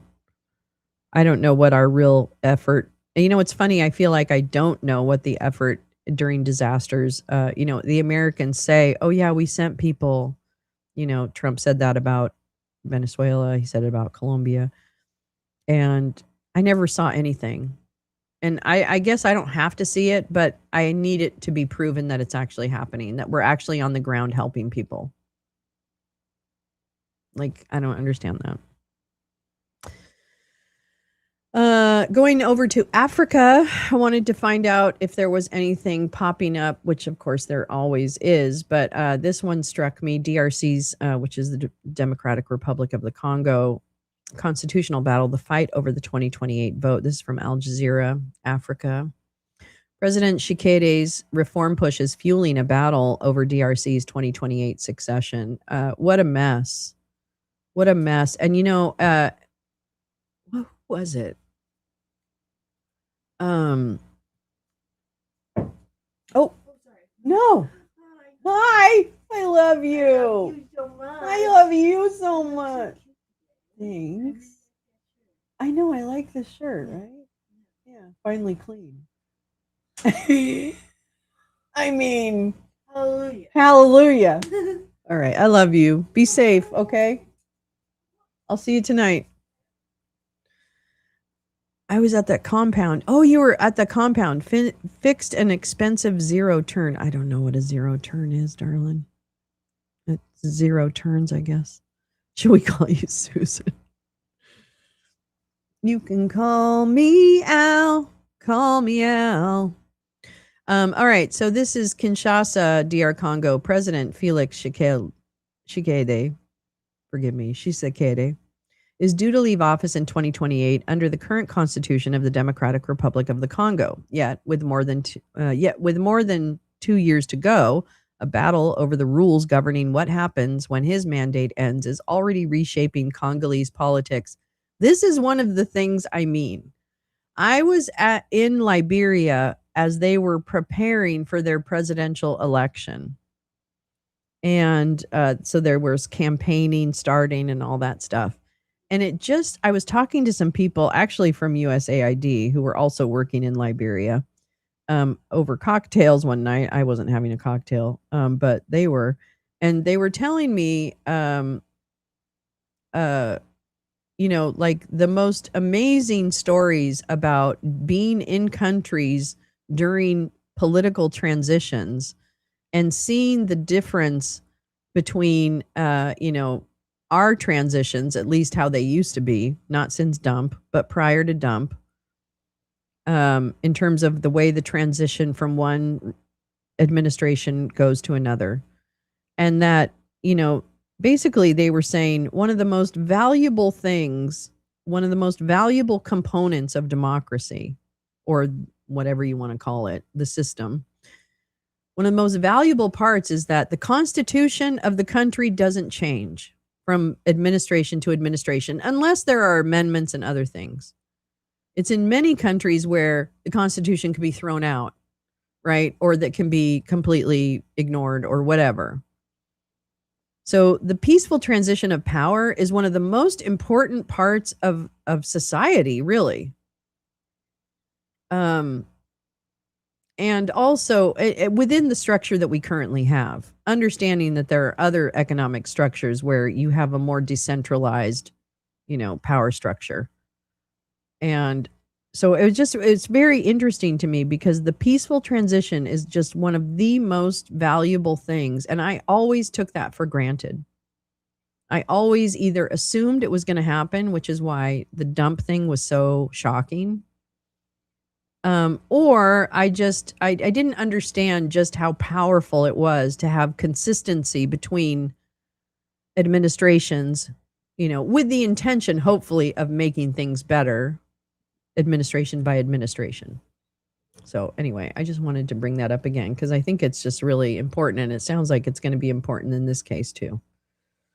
Oh boy. Zero turns rock. What is zero turn? Oh my God. You guys are keeping me out. I have FOMO. Okay, let's see. In May, Tshisekedi said he had not sought a third term, but would accept one if the Congolese people wanted him to continue. See, this kind of thing. Okay, this kind of thing. The remarks revived opposition fears that constitutional reform could eventually open a path beyond the existing 2-term limit.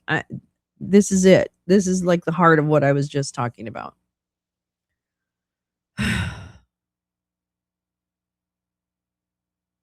Under the current constitution, the president is elected for 5 years, renewable once, while the number and length of presidential terms are protected from constitutional revision. Tshisekedi's camp said the country needs institutional reform. Opponents of the reform fear the process could ultimately be used to change the rules governing presidential succession. Zero turns rock. Riding mowers? Roller skates? I don't know. Oh, that's the name of my new book. Riding mowers and roller skates. How'd you guys know that? You guys are so smart. Okay. The dispute is unfolding as the DRC fights a rebellion in the east led by M23, an armed group that operates within the broader Alliance Fleuve Congo, AFC, a political military coalition that controls Goma and Bukavu, the capitals of North Kivu and South Kivu. With an opposition mobilization planned for September, Tshisekedi preparing to outline inclusive national dialogue, the confrontation is entering a critical phase. The confrontation accelerated in June when the Parliament of the Democratic Republic of the Congo passed legislation setting out conditions for organizing a referendum. The Constitutional Court ruled in July that the law complied with the Constitution while raising concerns about some of its provisions. On August 10th, Tshisekedi formally asked the presidents of the National Assembly and Senate to reconsider the legislation in light of the court's observations. The National Assembly said the fresh deliberation would be placed on the agenda for its September session. The previous DRC president stayed in power for 2 extra years. Yeah. The legislation provides for a constituent assembly followed by a referendum in the event of what it describes as a major dysfunction of state institutions. Critics of the process say the mechanism could eventually be used to alter provisions that currently prevent Tshisekedi from seeking a third term.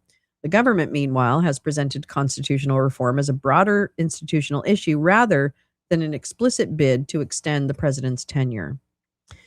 It's kind of like being on a roller skate, really fun when you get past the learning curve. It sounds kind of fun, like for a minute, and then I feel like I would be sweating too hard. The main opposition group campaigning against the process is known as C64 or the Article 64 Coalition. Its name refers to the Article 64 of DRC's constitution, which calls on citizens to oppose anyone who takes power in violation of the constitutional order. C64 says it will resist any attempt to use constitutional reform to extend Tshisekedi's mandate beyond 2028. if I'm pronouncing his name incorrectly, I really do apologize. The coalition announced a nationwide mobilization for September 15th with demonstrations in Kinshasa expected to converge on the Palais du Peuple. I don't know how to say that. The seat of parliament. How do you say that? Peuple. Come on, Frenchies. How do you say that? The dispute has already spilled onto the streets. Thousands demonstrated in Goma and Bukavu on July 28th against proposed constitutional changes and any attempt to extend Tshisekedi's time in office. In Kinshasa, protesters are expected to converge on the Palais du Peuple. You can literally spin in a circle. But yeah, what's your grass cutting pattern then? Let's see. For C64, the destination is deliberate. The coalition wants to take its protest to the institution at the center of the constitutional process. Jean-Marc Kabund, a Congolese opposition politician, told Al Jazeera that no constitutional revision, referendum, or legal maneuver should be allowed to circumvent the current constitution. He warned that this happening while the country is at war could deepen divisions and threaten national cohesion. I just feel so sorry for the DRC. We colonizers have fucked these countries so hard, and we just continue to fuck them.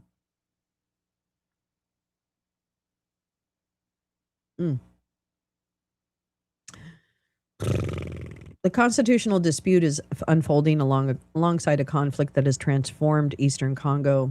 M23 and the AFC have seized large areas of territory, including Goma and Bukavu. The Congolese government accuses Rwanda of supporting M23, a charge that Kigali denies. But I'm going to tell you right now, I know a lot of people in the Congo, and they definitely know that Kigali is behind any fuckery that is happening in the Congo. That guy is a pain in the ass in that area. Very much, Rwanda is very much a surveillance state. Very much. The war is also raising questions about the 2028 elections. Tshisekedi had warned that elections may not be possible if the fighting continues, arguing that it would be difficult to organize a credible vote while parts of the country remain outside government control. Well, whose fault is that? I have memories of street beignets with freshly ground peanut butter in Kinshasa. Oh man. Yum. Emmanuel Bugama, a Congolese political analyst based in Bunia, told Al Jazeera that national interest should come before political disputes. The nation's best interest should take precedence over these political squabbles, he said. In Goma, the argument is being watched from a city no longer under Kinshasa's control. Gentil Mulume, a civil society activist in Goma, told Al Jazeera that any constitutional changes extending Tshisekedi's mandate would not be recognized in territory controlled by the M23 and the AFC. God damn. If Tshisekedi dares to amend this constitution to extend his term of office, it will not be recognized here, he said. Mulume said the dispute was part of a deeper divide between Kinshasa and the East. He argued that continued Tshisekedi rule could be viewed there as a form of domination and that self-determination should be part of the political debate. His comments illustrate how a constitutional confrontation in Kinshasa is being interpreted in territory already beyond the government's effective control. There's no more basic question. How much do ordinary citizens understand about the proposed changes? Kevin Kalala, a 30-year-old mobile credit retailer in Kinshasa, told Al Jazeera that he does not know enough about the Constitution to take a position. We don't know what our Constitution entails, he said. The Congolese state should start by teaching us about our Constitution. Kalala said citizens should be first shown which provisions need changing, why they need changing, and what the benefits would be. I am neither for nor against amending the Constitution. As tensions rise, Tshisekedi has proposed an inclusive national dialogue involving political parties, civil society, and religious groups. While in Libreville, Gabon, on August 16th, he said he would address the nation to set out his vision on the contours of the talks. The date and format of the dialogue have yet to be announced. Tshisekedi has ruled out sitting with people he accuses of siding with Rwanda or the armed rebellion.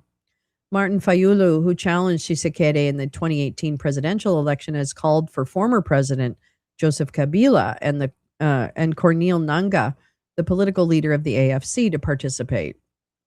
For now, the constitutional dispute is running alongside the war in the East and the uncertainty over the 2028 election. The question is no longer whether the Constitution will change, it's whether Congo's political forces can agree on the rules for what happens when Tshisekedi's current mandate ends. We are certainly headed towards one of the most decisive periods in our recent history, Bugama told Al Jazeera.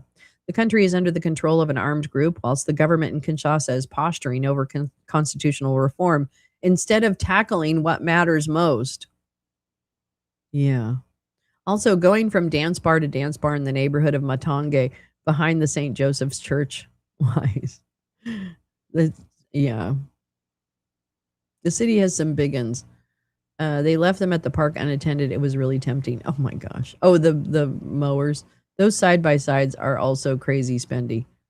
Oh wait, do I have more? No, that's it. So, interesting to watch what happens with the constitutional battle in the Congo. I also, the fact that the point that made at the end of that about dealing with the violence, and I don't know what the answer is. I really don't. I don't know what the answer is for helping create healthier environments in African nations. I don't know what I've seen. All sides. I've seen, partnership, public-private partnership. I've seen aid. I've seen, finance, like working on finance. I have a friend who does that in Nigeria, really trying to transform the financial systems. So I know there's a lot of well-intended work that is trying to help countries gain stability. Oh, bye, Neil. All right, sweetheart. See you later. Have a good day. But I just think it's really interesting that, again, this is a situation where I think we do have the means to help people, but we just don't have the will. And I don't know. And it just seems to have gotten worse because now our own leadership doesn't even pretend and has done incredible damage to people's lives. So, I don't know. Speaking of doing damage and trying to kill us, I know I'm all over the place. This is actually the FDA, the FDA, U.S. Food and Drug Administration website. I'd rather have a nice car. Oh, than a rider mower. I don't have a lawn, so it would be kind of silly for me to have a rider mower. I don't have a lawn. I suppose I could go to a lawn and do it. I just wanted to point out this website, which I will link in the description, but and you probably already know about it, but it's their recalls, market withdrawals, and safety alerts, and they do it by date. They have a thing by date. Let me see if I can make it a little bit bigger. Oh, there we go. So you can go to the FDA website. Now, granted, it's the FDA website. Clock it. Clock it. Wait. Oh, no. There we go. Let's have a little dance break. It's been a heavy morning.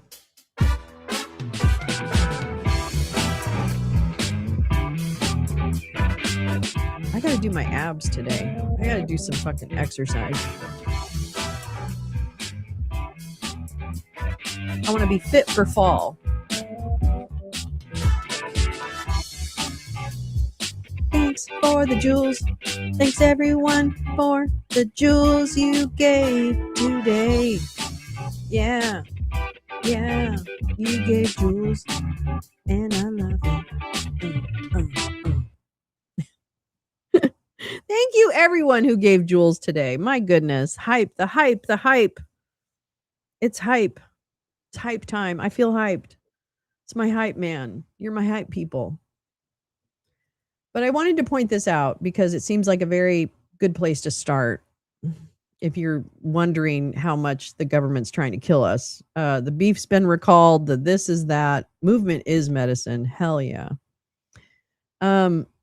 So I just wanted to point this out because I had not seen this. Had not gone to this website, I guess. I know it existed, but anyway, it's got all these things by date and all the all the information.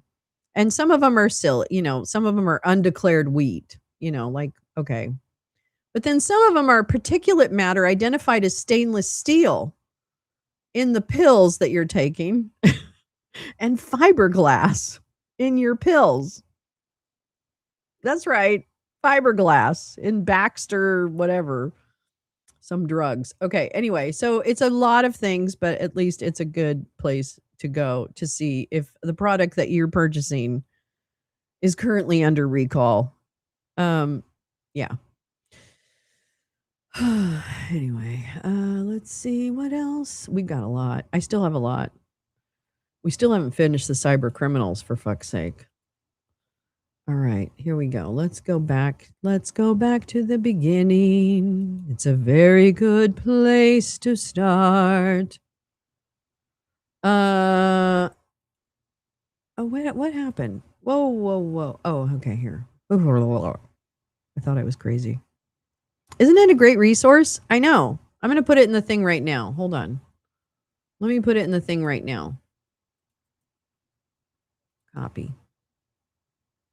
Here's the recall. Food safety notices. There. That's the food safety notices. What do HHS websites have to say about measles? Not much. No.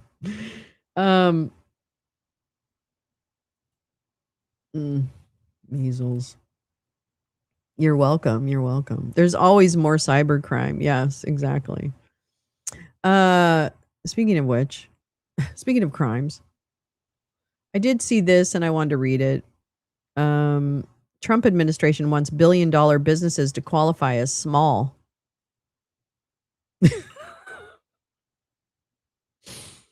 Higher revenue and employee limits for small businesses that get federal contracts and loans could disadvantage the smallest companies, their owners say. No shit. There she is. Kelly Loeffler, the head of the Small Business Administration and owner of one of the most massive wigs offered on Amazon. Sorry, not sorry. I have Amazon wigs too. The Small Business Administration is seeking to vastly expand the definition of small business, aiming to give much larger companies access to government contracts, loans, and other assistance. The proposal, which the Dump administration says would allow businesses to continue to benefit from the agency's programs as they grow, amounts to a sweeping overhaul of standards that have changed little in decades. Oligarchy! Wait, we need an oligarchy warning. Wait, I have one thing. Here we go. Warning. All right, here we go. I'll just read it with this background. I think it'll give you the point. Let's see. Many business owners support some increase in the limits on revenue and employees that determine what qualifies as a small business, but the scale of the proposed increase would also place small businesses in direct competition with Warning. with significantly larger rivals for contracts and loans, raising alarms that the agency could hamstring the very businesses it was created to help. Well, I think that was the point. In some industries, such as financial investment services, companies could earn up to $1 billion and employ more than 3,000 people. More than some publicly traded corporations. The highest current cap for most industries is annual revenue of up to $47 million or fewer than 1,500 employees, which already sounds pretty big to me. I don't know. I don't feel like this change was made with small business in mind, said Angela Dingle, the president and chief executive of Women Impacting Public Policy, a group that promotes women entrepreneurs. Caitlin O'Day, a spokeswoman for the Small Business Administration, said the changes, quote, would reward growth. Here we go. Would regard the changes would reward growth, okay, and strengthen domestic production and rebuild key supply chains, okay, which is essential to restoring American industrial dominance and national security. The agency is soliciting public comments through September 21st, which Ms. O'Day said it would review before issuing a final rule. God, they're doing all these things through rules. Don't these things have to be laws? Don't these things have to be laws? I mean, really, seriously, I'm stupid about this and I have not been paying attention and I really apologize. But what's the deal with a rule? What is the deal with the rule changes? You know what I mean? Like, what is the deal? Like, I'm stupid about this. I'm stupid about what is a rule change versus a bill versus an EO. Like, I know we talk about EOs a lot, which is great, but what about all these fucking rule changes that are actually like super, super bad? There's another one. I know I'm kind of all over the place today, but it's important. So there. All right, where is the one? Okay, wait. Hold on.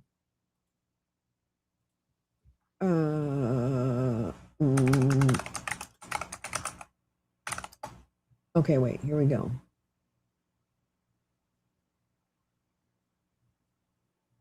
No, that's not it. Maybe it's this one. I guess it is this one. Oh, yeah. Okay, yeah. For example, this is a rule change we've already talked about, right? Yeah, the ATF makes rules all the time. It's government by agency. Yeah, exactly. And this is the OMB rule proposed change on how they want you to apply for grants. I think. I can't remember now.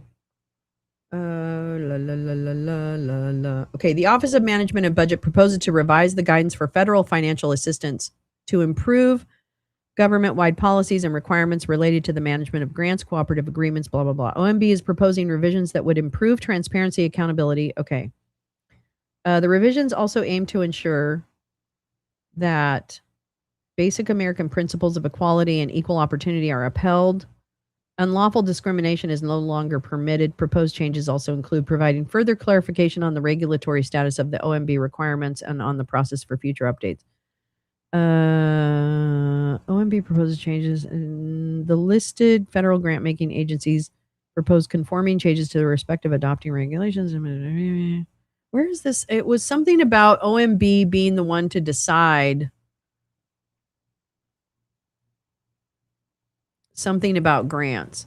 But it was it had a big impact on the grant making and basically put in yet another stopgap where OMB can say no.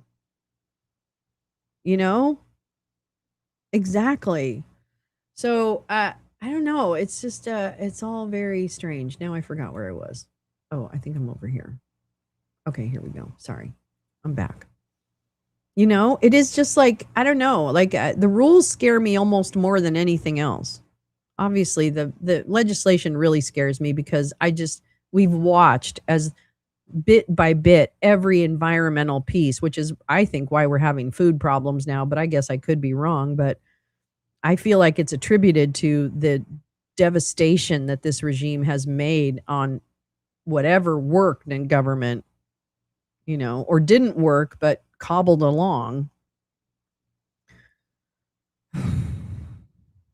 I don't feel like this change. Okay, yeah, I'm sorry. We already read all that. Okay.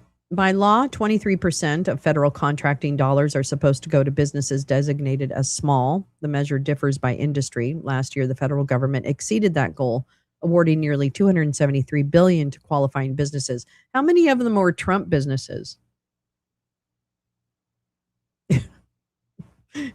How many are owned by the Trump brothers? Under the proposed rule, which was released on Thursday, the administration is aiming to substantially increase the revenue and employees that companies can have while retaining small business status. For example, the revenue limit for a business in the engineering services industry would increase to $252 million a year from $25 million. Casinos could earn as much as $744 million, more than 20 times the current cap of $34 million. These are the biggest size standard changes in history. No question in my mind about that, said Sam Lee, who was the director of policy planning and liaison at the Small Business Administration from 20 to 25. He said smaller businesses would have more competition for federal contracts and have fewer opportunities for subcontracts. Larger companies that would have had to share some of the work with smaller competitors would qualify as small businesses to take on the work alone. I mean, the thing is that they're killing the farmers, right? They're killing the small businesses, both with tariffs and now with this. I'm going to be honest with you, Jay Rance. I'm headed towards Marxism. I am headed towards like I think there's a lot of things that need to be really changed, but I am considering it's just I can see the wisdom in what needs to change. And actually I was listening to I was listening to Clara Mate, who is a professor of economics at University of Tulsa, I think, in Oklahoma. And she is I don't know if she would describe herself as like a neo-Marxist or something, but she's definitely in that what I would consider to be more revolutionary. But she talks about that. She did a great interview with Channel 4 in Great Britain that I would love us to listen to. We could listen to it. And again, I agree with some of the concepts, and then I don't necessarily agree or don't understand all of the concepts and how it would work when you take, when you really break down democracy, really, and move it into a decentralized kind of local. I don't know how that exactly works, but I'm interested, and I think that I can see where we kind of push in that direction. I don't know. It was just very interesting. Yeah, I know it's not new thought. It's definitely been around. But I definitely think, I do think capitalism is going to have to die. Capitalism is going to have to die. And I don't know, necessarily. I don't think there's I'm sure there's a change in life for people if certain systems are dismantled.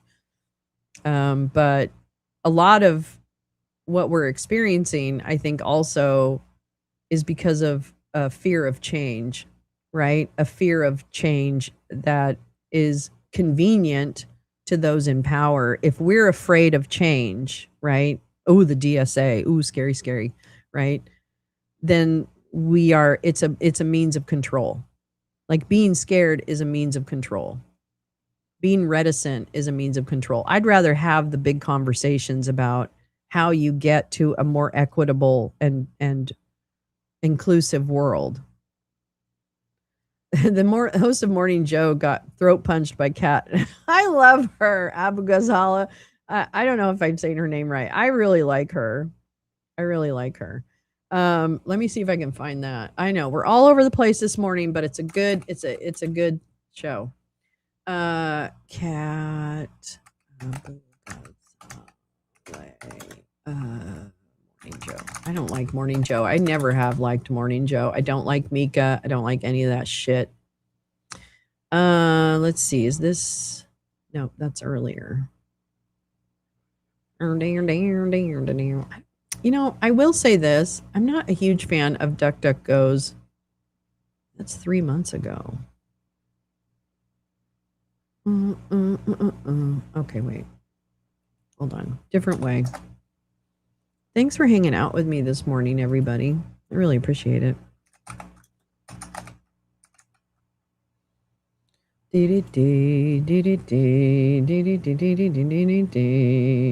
I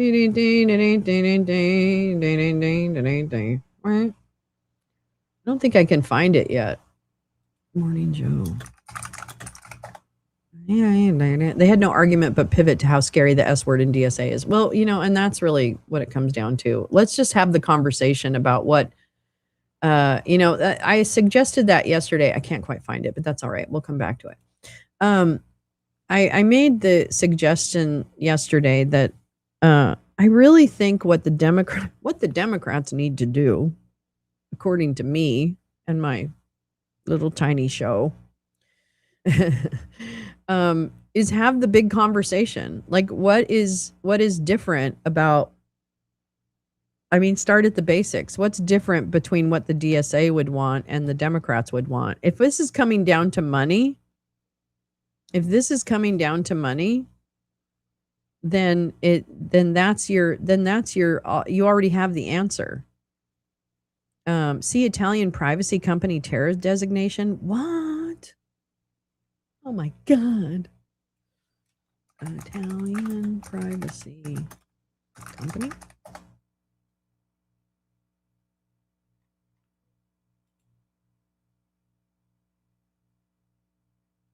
I don't know. I don't know. Maybe DuckDuckGo is pretty bad. I can't tell. It doesn't come up with like headlines or anything. Oh well.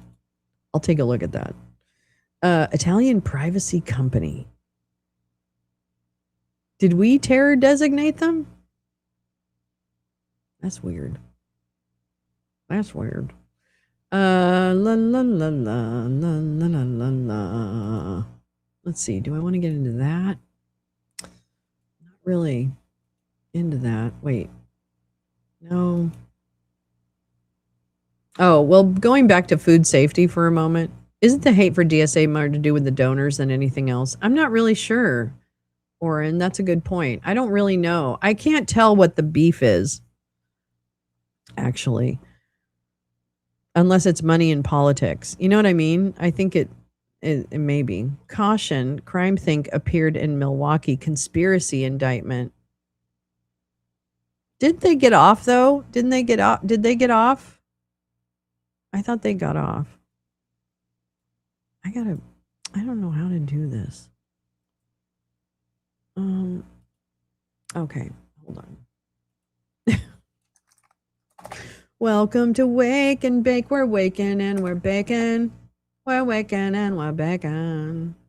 La la la la la la la la. Let's see, what is that? Oh yeah, I gotta go to my thing. Many in message control DSA.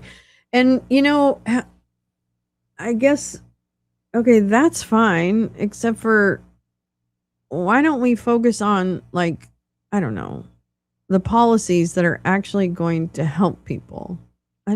What's the policy difference between the Dems and the DSA? Is there a policy difference? Like, are the platforms different? I'm imagining there are.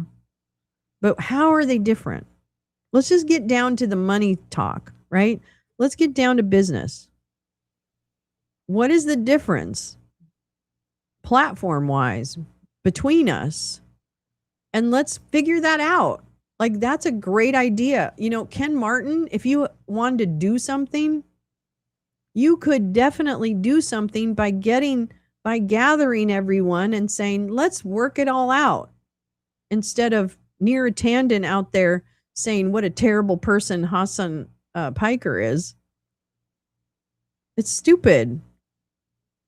I mean, I'm going to be honest with you, and I know Hassan Piker has some problematic views. I've heard about the Crimea and other things, and I don't, I don't, like, my argument with Israel is with the government of Israel and what they're doing, and the settlers and that entire movement, and Zionism. It's not with Israel itself. It's not with the Jewish people or the faith. And it definitely, I don't have a valid opinion about the existence of a Jewish state. I just don't have any right to talk about that. What I do know is that there is a genocide being committed by the Israeli government against Gaza and Lebanon, and an attempt to expand his reach. So that is evil and should be, yeah, Hassan Piker, still not in charge of anything. Really, exactly. So you can disagree. I mean, I can disagree with everyone in the Democratic Party, frankly, or the Democratic Socialists, or whatever you want to call it. But at the end of the day, I know that what my North Star is human and civil rights. And we start there. So, you know, if there's going to be any nonsense about trans rights or any of that, like, we don't want to include trans rights, you know, trans people have to wait until we get this other thing passed. No.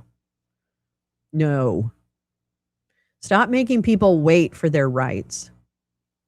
Start prioritizing the rights of people, of groups within your tent, and everyone, frankly.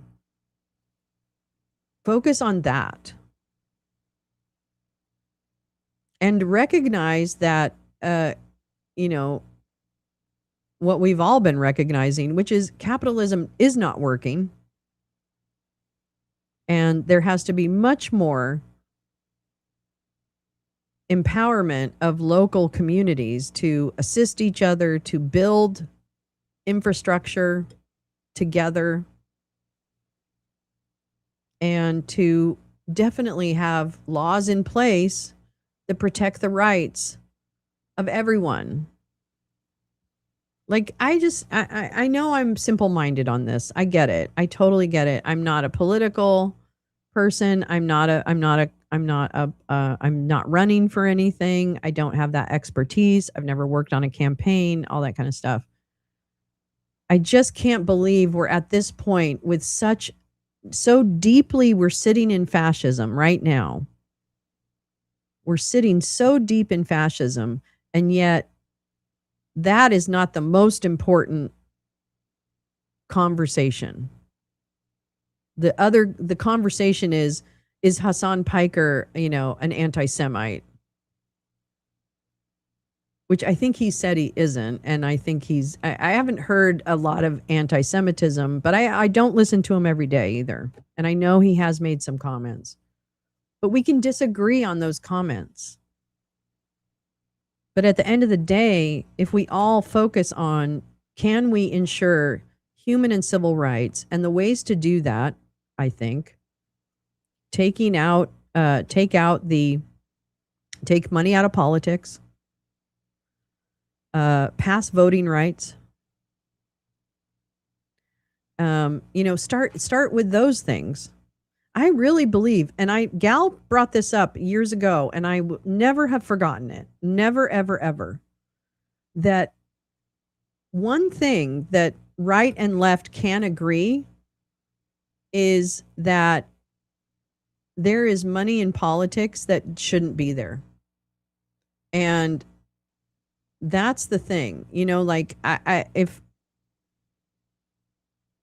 no, I understand. When can't you trust? No, I understand. I'm not trying to say that just because he said he's not an anti-Semite. I'm just saying that he has, I don't know. I'm not here to defend Hassan Piker, but I just think that I can appreciate that he has said problematic things. I haven't heard them per se. And so when I watch him, I don't get that vibe, right? Like, he talks about it, and he doesn't, I don't turn him off because it's like, oh my God, this is so anti-Semitic, which I would if it were. So I don't know. That's all I'm trying to say. I'm probably not doing it any justice, and I'm certainly not trying to excuse anyone's problematic and terrible statements. That's for sure. I'm not here to do that.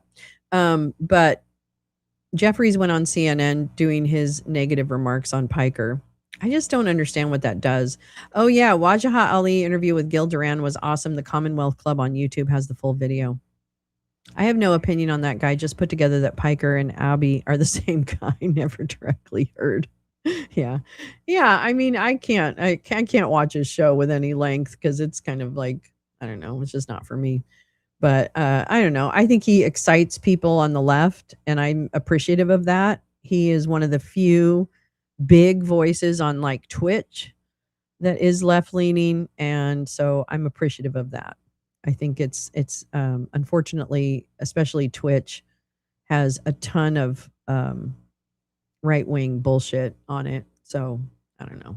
I guess everything does, but they're all the same people. She said they're in the floor talking about a Twitch streamer when they need to be fighting fascists trying to take over. There you go. That's a better thing. You said something about there was a good interview with Gil Duran. Yeah, we should listen to that too. Exactly. Yeah, no, we know who the fascists are, I think. I don't think that's unclear now. I don't think it's unclear who the fascists are. Think the furies that every insane thing I said as a young adult isn't on the internet. I know. How lucky are we that we didn't have the internet? Oh my God. I think I would have canceled myself just for being a dope and drinking too much. But, what about that? Yeah, Kat is right. Kat is right. This is bullshit that we're spending time. I guess that's my point, and she just said it a lot better than I did. Okay, so let me go to, let's see.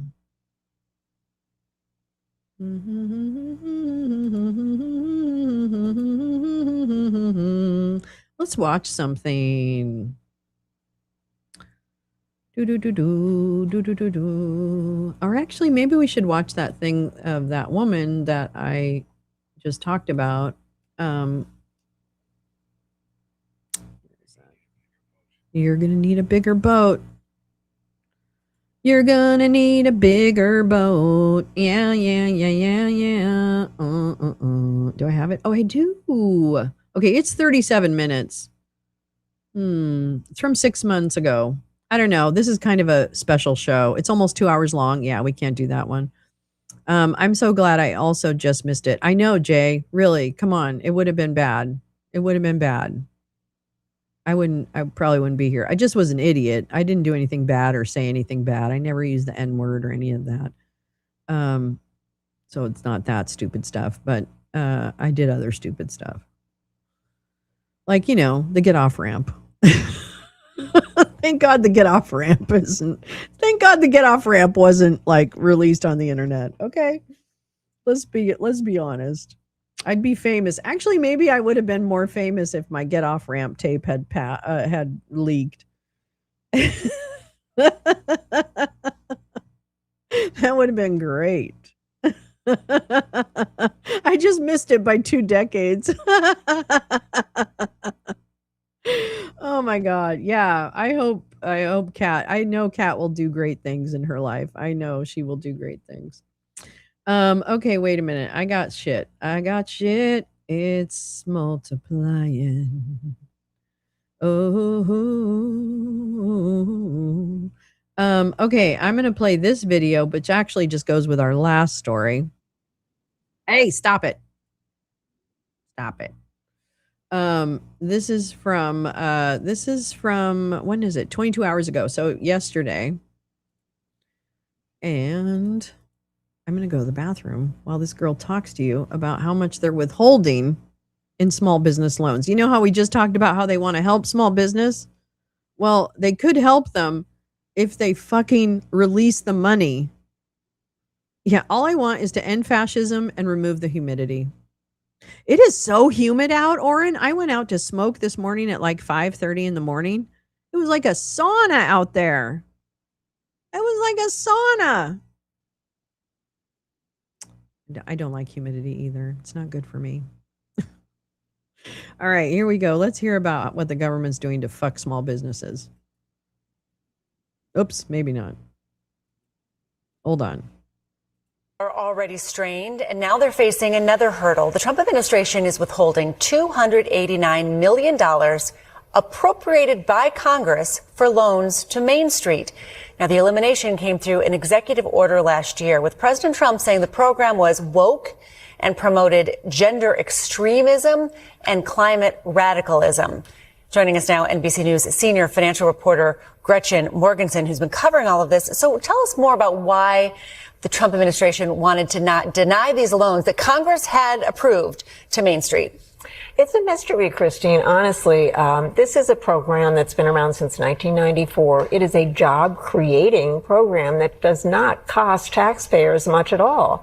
We're talking less than $300 million in a $7 trillion budget. So it's a mystery. The criticism did not come with any real backing of evidence of problems with these loans. So it really is confounding to people. And this is a broadly supported program, bipartisan, both sides of the aisle. Yeah, Congress clearly thought that it was something that was worth funding. The president disagrees. What does it mean for the small businesses who may have relied on that money? As you know, small business loans are often viewed as risky by the banks, small and large banks. And so this was a program that really helps the small guys. You know, we're talking even smaller than the Small Business Administration loans. And it really helps people in all corners of America, urban, rural. And it's a way for them to get that capital that's so hard for them to achieve otherwise. And it creates jobs. And it's just a mystery. A lawsuit has been filed to fight the freeze. Mystery? What is the suit arguing? It's a mystery. You don't know why the government is withholding small business loans?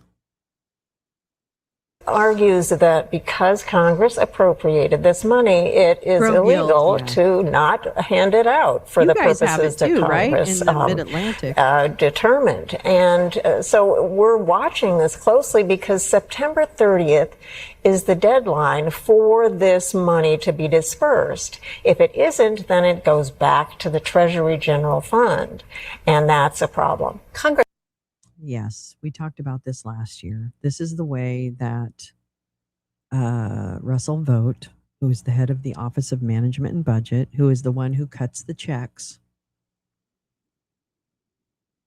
deciding not to cut checks, dragging his feet until the deadline where the new budget begins, and that money goes back to the government. Hi, Al. How are you, darling? Good to see you. Al Munson in the house. The sweet, sweet dulcet tones of Al Munson. You got to listen to his Algorian chants. Al Munson actually does Algorian chants. You didn't know that, but he's fantastic, actually. I really love listening to you, Al. You have such a great voice for anything, for broadcasting. Really, I'm being serious about that. I really enjoy listening to you. It doesn't really matter what you're talking about, although you talk about great things. But yeah, the dulcet tones of Al Munson and his Algorian chants are just, they kill me every time you do that. It just makes me fucking laugh. Top name on the shirt. You're never going to live that down, that fucking shirt, guys. So glad I didn't get on the shirt. J Rance, I'll never forget getting off the plane in Orlando, my dress whites, and when they opened the plane door, it was like we were all shrink wrapped in our clothes by the humidity. Yes, Algorian. Here we go. The corporate Dems and media have to gaslight you into thinking the MAGA are centrist, not actual KKK. Oh, they're trying to convince us of so many things, Al, right? So many things. The corporate Dems are trying to gaslight us into. This is just one among many. Yeah, great voice for radio. Absolutely. I mean, I'm being serious. Like, it's great. I moved from Arizona back to Texas in the month of August. Oh, stepping off the plane about dropped me on my knees, Oren, and that was years ago. I'm telling you.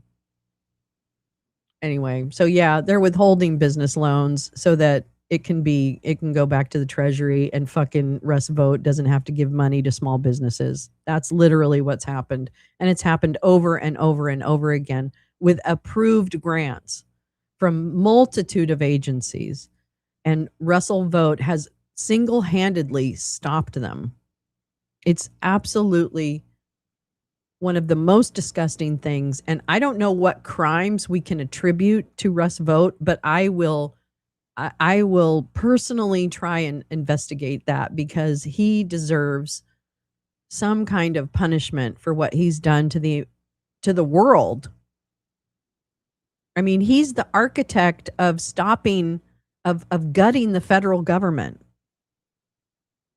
He is the architect. He is the one who years ago came up with the idea of being able to fire government employees and gutting the federal government. And he's done it. And people have died because of his actions. And I feel like there's crimes against humanity. I don't know how you prove those things because I bet it's pretty fucking hard. But my God, that man single-handedly is one of the most destructive forces in the federal government, and he does real stuff. I don't know how many millions of dollars have been withheld from grants over the last year and a half. I don't even know if there's a total of amount. Like, what's the amount of money that is about to go back to the federal government on September 30th?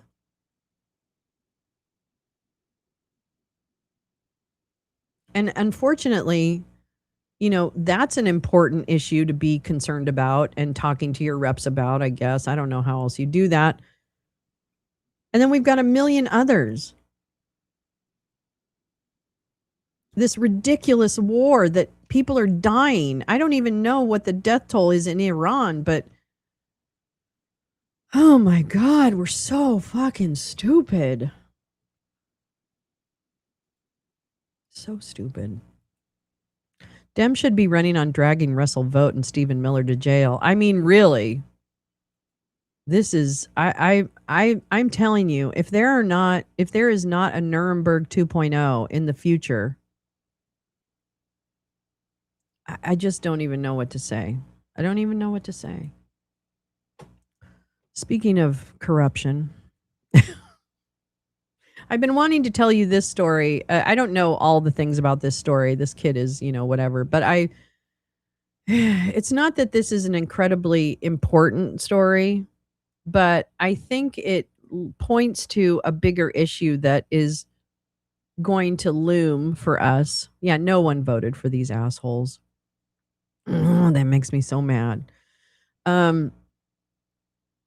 Private equity and the loans that are going into through private equity, to me, are a danger sign. And I was talking about this deal that NVIDIA is doing with a lot of big hedge funds, a lot of big private equity firms, all the big private equity firms. And yeah, not Nostradamus again. But anyway, I just wanted to tell you this little story that this little guy is in the news right now. So I just wanted to put him on your radar. It's not important, not hugely important, but it is an example of this kind of leverage, and leverage being the operative word. I think we're headed for a huge bailout of a lot of billionaires. I think we're headed for a huge bailout of a lot of fucking rich people.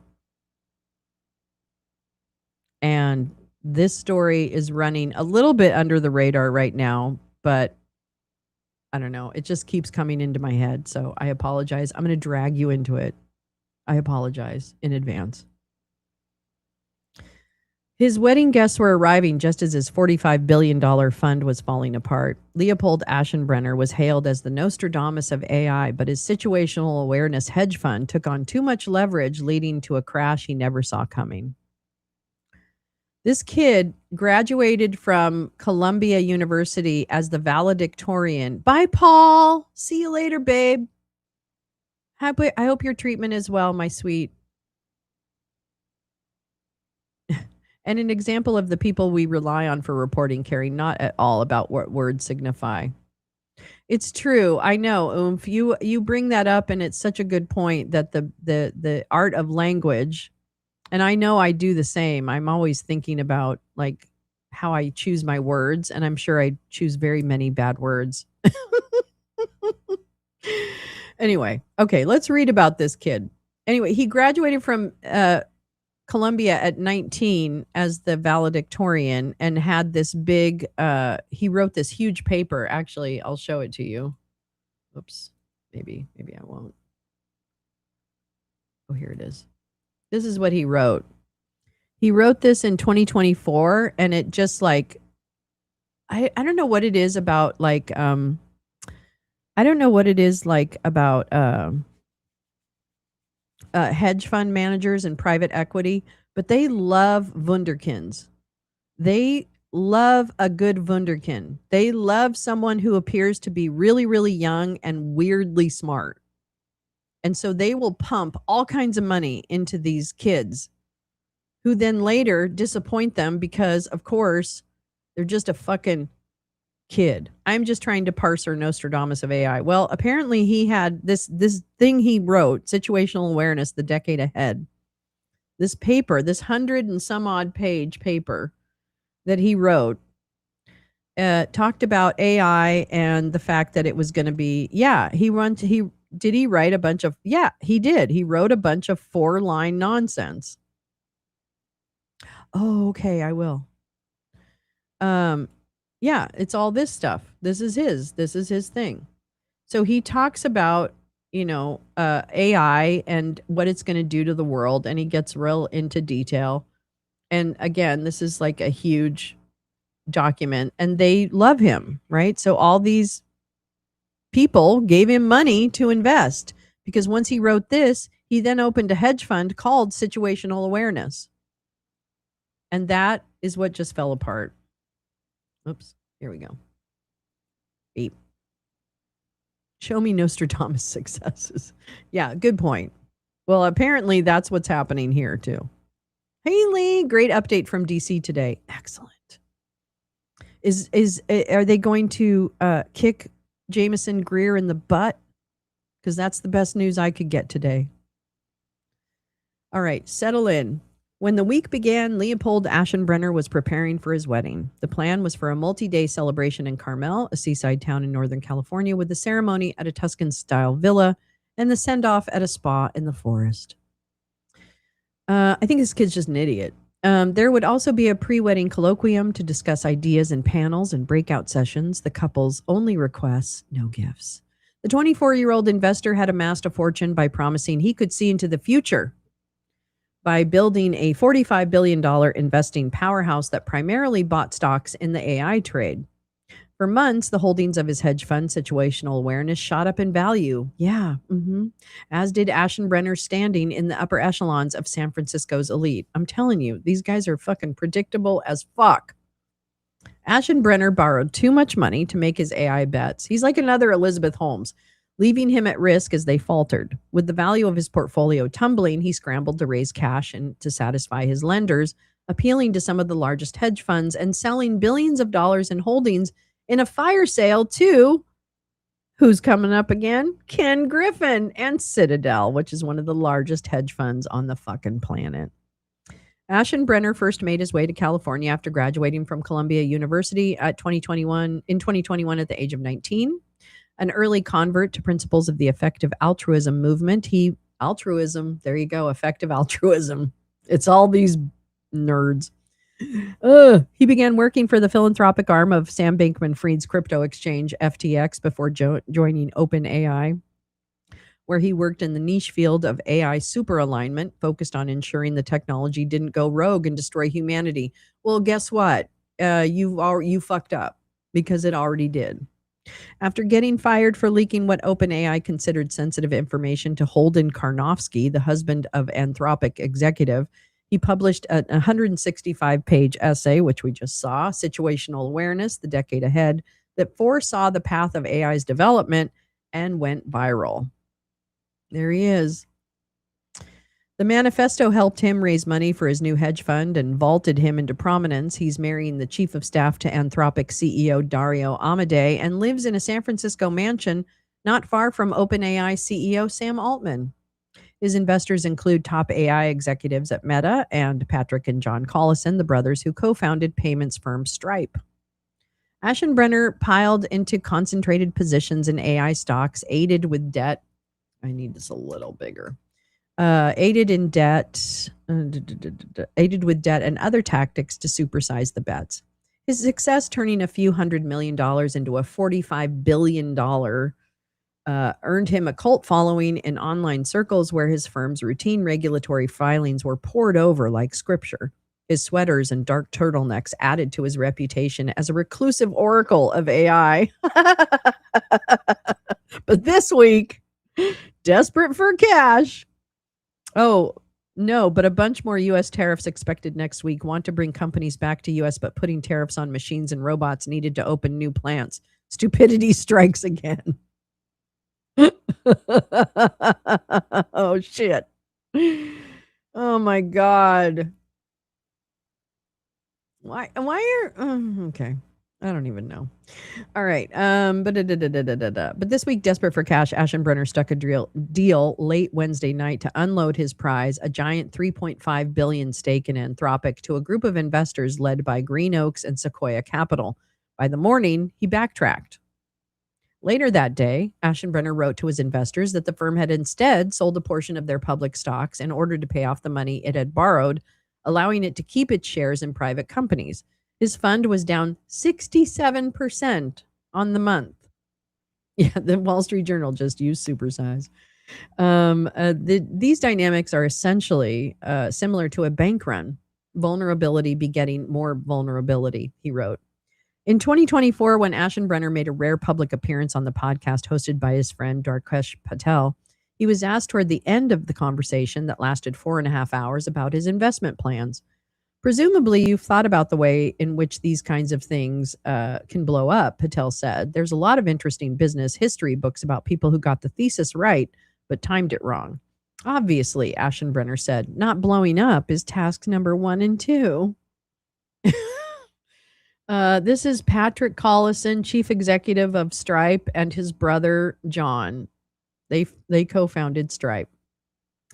Aschenbrenner grew up in Berlin and came to the U.S. for college. He started an effective altruism club and graduated as valedictorian. He went to work at the FTX Future Fund with his future wife, Avital Balwit. They quit with the other staffers as FTX collapsed.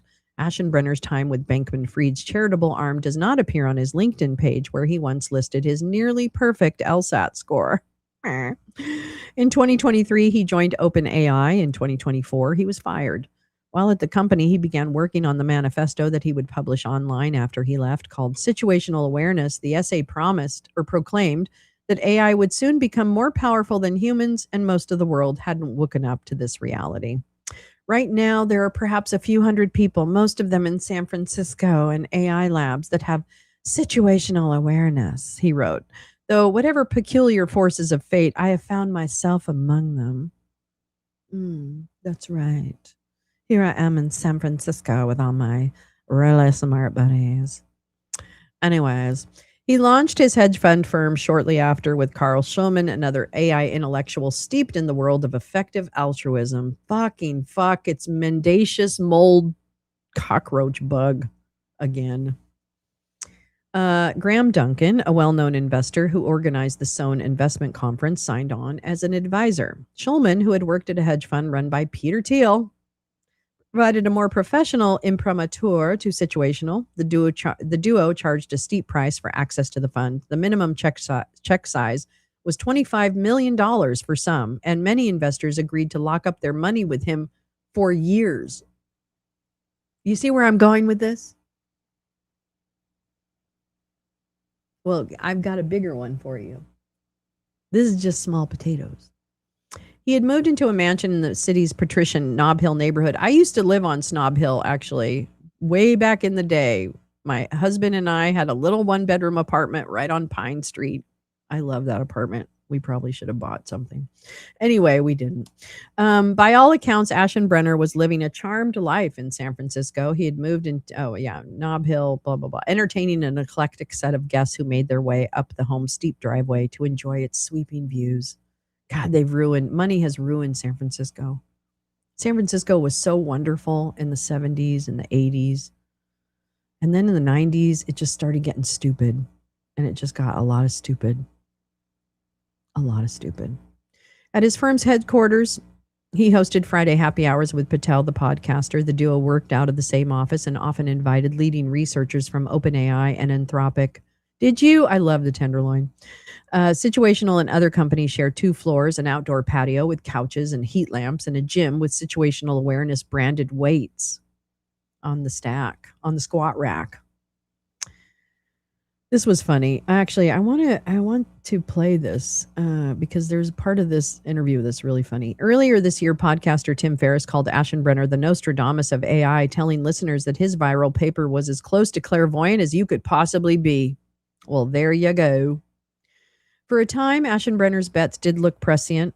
The firm had temporary stumbles, including a loss in early 2025 after the release of a low-cost AI model from Chinese startup DeepSeek prompted a sell-off in NVIDIA and other AI adjacent stocks.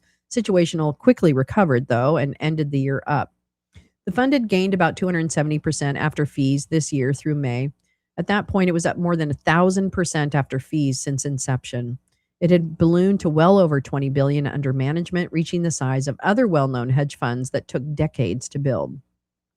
Situational attracted an investment from Jane Street, the big quant trading firm that rarely allocates capital to outside money managers. In recent months, Situational hired more seasoned executives who had worked at places like Goldman Sachs, Sequoia Capital's hedge fund affiliate, and Citadel.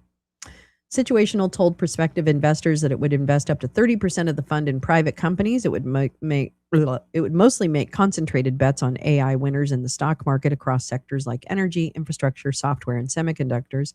And it would borrow money to amplify positions and hedge by shorting some stocks viewed as AI losers.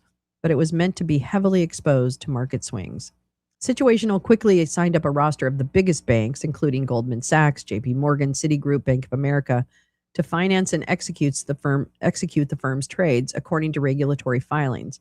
Earlier this year, the firm was hungry for more borrowed money to boost its buying power and reached out to other banks to try and line up more financing, people familiar with the outreach said. As recently as early July, everything seemed to be going right. It was chosen to play an anchor role in the standout $27 billion U.S. listing of shares of South Korean chipmaker SK Hynix. For every $1 of capital, Situational would upsize its positions by borrowing an additional $3 to $4, or sometimes more, people familiar with the matter said, well above the leverage used by funds trading such volatile kinds of shares. It also used options to amplify its returns, which is a bet on the stock. It also uses options. That means even small declines in individual names could have big impacts on Situational's portfolio. Yeah. You're basically either putting up shares that you have or saying, I'm going to buy those shares within a certain time period. But by the middle of the month, investor sentiment around the AI trade began to shift. Advances in cheaper open source models spoke to traders and called into question where the value lies in the AI supply chain. Situational's lenders began examining their exposure to the firm more closely and kept daily tabs on swings in performance. Over the past week, traders at major hedge funds and other firms began sharing information about Situational's exposure, with some placing short bets against its top holdings, hoping to profit as Aschenbrenner sold his positions to raise cash, according to 2 people close to the situation. See, this is the problem. All this shit is the problem. The short bets by the rivals weighed on Situational's portfolio. Meanwhile, tech shares like SK Hynix were sliding. Over the 3 trading days ending Tuesday of this week, hedge funds reduced their positions at scale, not seen in 3 years, according to Goldman Sachs. All that leverage resulted in deep losses. As they intensified, banks issued margin calls demanding additional collateral to stand behind their loans of stock. Situational dumped stocks to raise cash, and it asked investors for additional capital. It met its margin calls as recently as Wednesday. So when you have a margin call, it means that the value of what you have is not enough to collateralize the money that the brokerage firm lent you to buy the stock, and you need to give more money immediately or liquidate your position, and then you may owe them money. So margin calls are bad. It was also exploring more drastic ways to shore up its finances. Aschenbrenner and colleagues discussed selling private investments such as Anthropic, paring its portfolio of public shares, or taking other steps, according to People. On Wednesday, the Collison. I'm so sorry. The Collison brothers spent several hours at Situational's offices. People familiar. Hey, basket package, where the fuck have you been? Where the fuck have you been? I missed you, basket. I love you. On Wednesday, the Collision brothers, that's what I'm going to call them from now on, spent several hours at Situational's office. People familiar with the matter said, ay, ay, ay. Situational spoke to its banks and other hedge funds about selling a cross section of its portfolio in one fell swoop. Citadel, the $71 billion firm founded by Ken Griffin, has a history of stepping in to buy assets from troubled hedge funds, including when it bought assets from hedge funds Amaranth and Sowood nearly 2 decades ago at a fire sale prices. I'm sure that means something to someone. Once they became aware of the situation at Situational, Citadel executives reached out to Aschenbrenner saying that the firm could be helpful if he needed ways to raise cash. With Griffin in London, the Citadel team began negotiating with Aschenbrenner and his team, holding talks that began late in the day on Wednesday and intensified in the evening. Soon, another hedge fund, Israel Izzy Englander's Giant Millennium, got involved. Late Wednesday night, Millennium executives began negotiating with Situational's team as well, discussing its own offer for the fund's shares, with Englander weighing in by phone from Europe. Situational's talk with Citadel and Millennium went well past midnight on Wednesday night. There's Ken. Is that Ken? Yeah, that's Ken. Ken Griffin, one of the richest men in the world. Just holds money. That's what he does. That's what he does. He holds money. Citadel landed on a deal just before the opening of trading Thursday, agreeing to buy the vast majority of Situational's public stock portfolio. Citadel received, I think he bought like 80% of it. Citadel received a discount of more than 10% to the market value of those shares, according to someone close to the matter. For Griffin and Citadel, the deal proved a coup, at least for a day. Many of the semiconductor and other stocks the fund purchased soared on Thursday as AI and other shares climbed. For Aschenbrenner, the deal meant something else, a way to stay alive. Oh, boy. You know, I've been on Wall Street. I've worked in that industry. I think when someone like this comes along and butt fucks a lot of people's money, I don't think you save them. I don't think Aschenbrenner should be a hedge fund manager. I actually don't think hedge funds should exist. Thank you very much. Yeah. We're going to end this with like a total Marxist kind of interview. So it's going to be a great juxtaposition of like huge capitalism and its problems and, you know, what is the Marxist answer? What is the revolution? In a letter to investors, for Aschenbrenner, in a letter to investors Thursday, as wedding guests began to arrive in Carmel, Aschenbrenner said he would focus on changes to his portfolio management and risk teams in the coming weeks to ensure a higher level of resilience going forward. I take full responsibility for these events, he wrote. Do you? Do you? All right, that's that. I don't know if I want to read that. It's not that great. I want to find the interview. You need to see the interview with this Aschenbrenner kid. Hold on. I don't know why I didn't pull it up. Let's see here. Aschenbrenner. Where is this?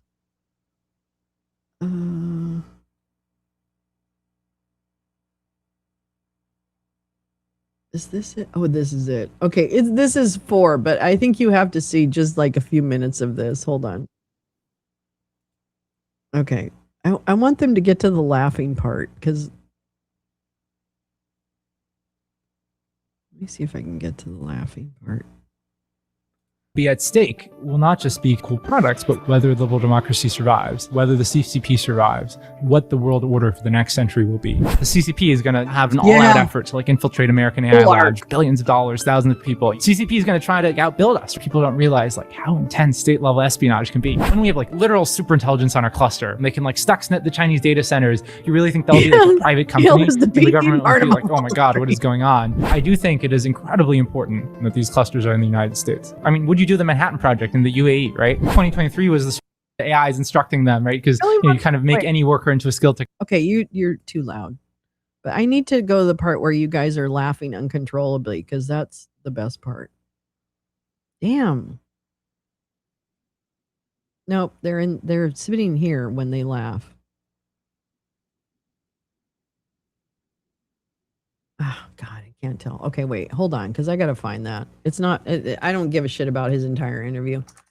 Patel and Ashenbrenner. I wish I could find that little clip. Oh God. Okay, that's not right. That's not right. Okay.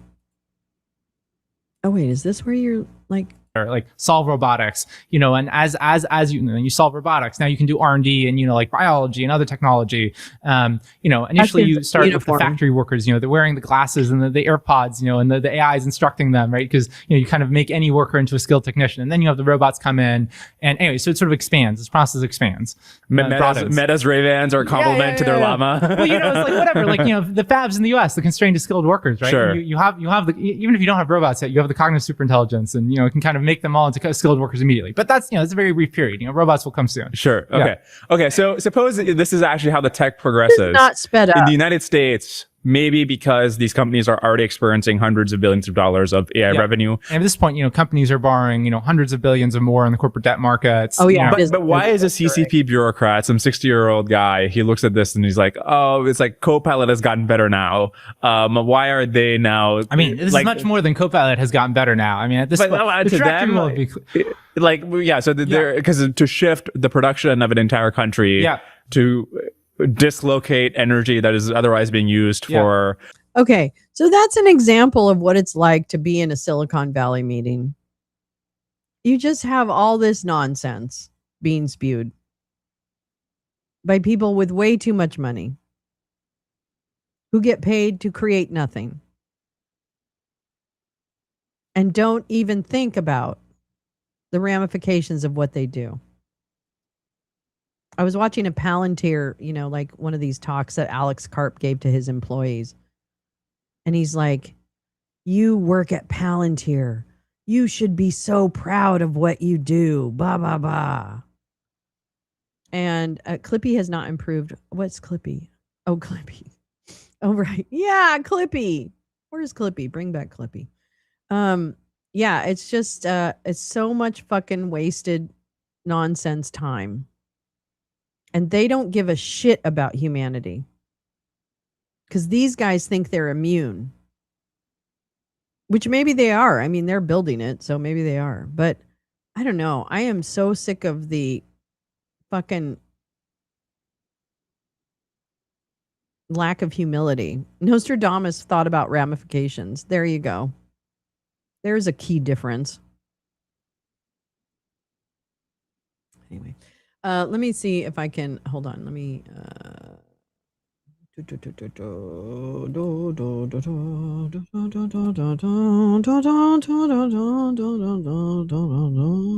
playlist. Okay, wait.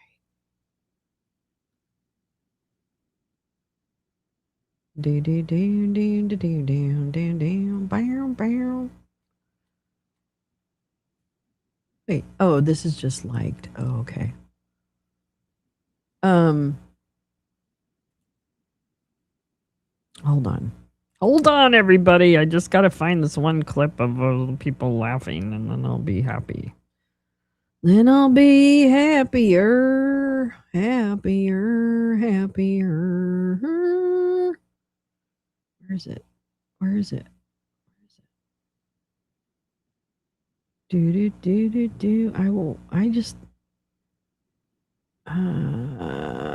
It's early. It's early on, early on, early on. Oh, I can search my watch history. I'm so dumb. You're so dumb.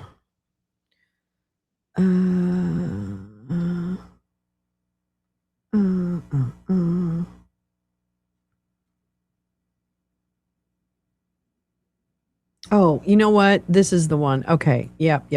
Hold on. So this is the Wall Street Journal's video about this story, but I think it gets into the laughing part that I wanted to show you. And it explains this thing called a Texas hedge. Anyway, guillotine guy was released on recognizance. Good. It's just wild to me that they think China can't be technologically advanced. I know. No experience in the real world. Absolutely none. Sorry, I'm showing you some tummy this morning. Speaking of China, did y'all see that they have 2 major battery breakthroughs? One long-term 30-year continuous power medical devices battery and a safe sodium replacement. This is amazing. I did not see this, meowing. Oh my God, I'm gonna have to look that up. All right, let me play this for you guys, and then hopefully it has what I want. It's 4 minutes. Awareness made a lot of money. Why are we talking about it so much? The implosion of situational awareness. For a while, it did look like this guy was a genius. And it quickly lost a lot of money. Yes, talk about a roller coaster. Thanks in large part to a tactic known as the Texas hedge. Here's how that worked. For situational awareness, they had a belief that AI is going to transform the economy. And as it diffuses through the economy, certain companies are going to benefit and certain companies are going to lose. So situational awareness' strategy was to go long the stocks of AI winners. Being long a stock is just you're betting that it's going to go up. So who is the founder of situational awareness? It's a 24-year-old named Leopold Aschenbrenner. Leopold Aschenbrenner is not your typical hedge fund manager. In fact, he had no prior professional investing experience. Before starting the hedge fund, he was very famous for writing an essay called Situational Awareness. 165 pages about the future of AI. He got a cult following from that. Everyone from Michael Dell to Ivanka Trump tweeted it out. We saw how much sort of ChatGPT unleashed, right? And so like every generation, the models are going to be kind of crazy and it's going to shift the Overton window. Precocious is definitely one word you can use to describe Attempted possession?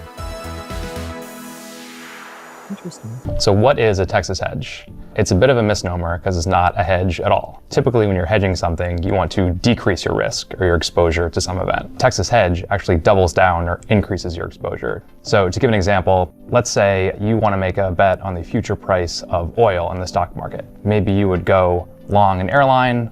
You think oil prices are going to decrease, airfares will get cheaper, more people will fly. To Texas hedge that, maybe you go short ExxonMobil. And ExxonMobil drills for a lot of oil, lower prices are bad for it. So the Texas hedge phrase actually originated in cattle. A lot of Texas cattlemen who owned large herds of cattle and made their living from that. Some of them would try to reduce their exposure to cattle price in the future in financial markets. They would take an offsetting position, either with futures or options, that would benefit if the price of cattle declined.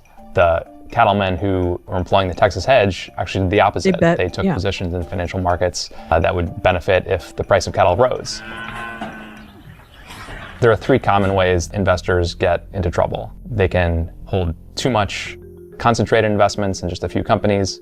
They can borrow too much and have too much leverage, or they could take too much risk investing in illiquid securities. Situational awareness did a bit of all 3. For a while, it worked really well, right? Their returns were stellar. Through May of this year, we've reported they were up over 1,000% after fees since inception in 2024. But when you have that much leverage, it really doesn't take much to cause it to unwind and cause you to have to force to cut your risk, sell positions.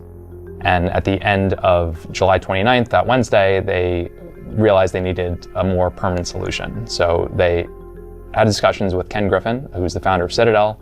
Citadel is one of the largest hedge funds in the world, about $71 billion in assets under management. And they really have a reputation for kind of stepping in times of stress for other hedge funds and taking the problem off their hands, obviously for a price.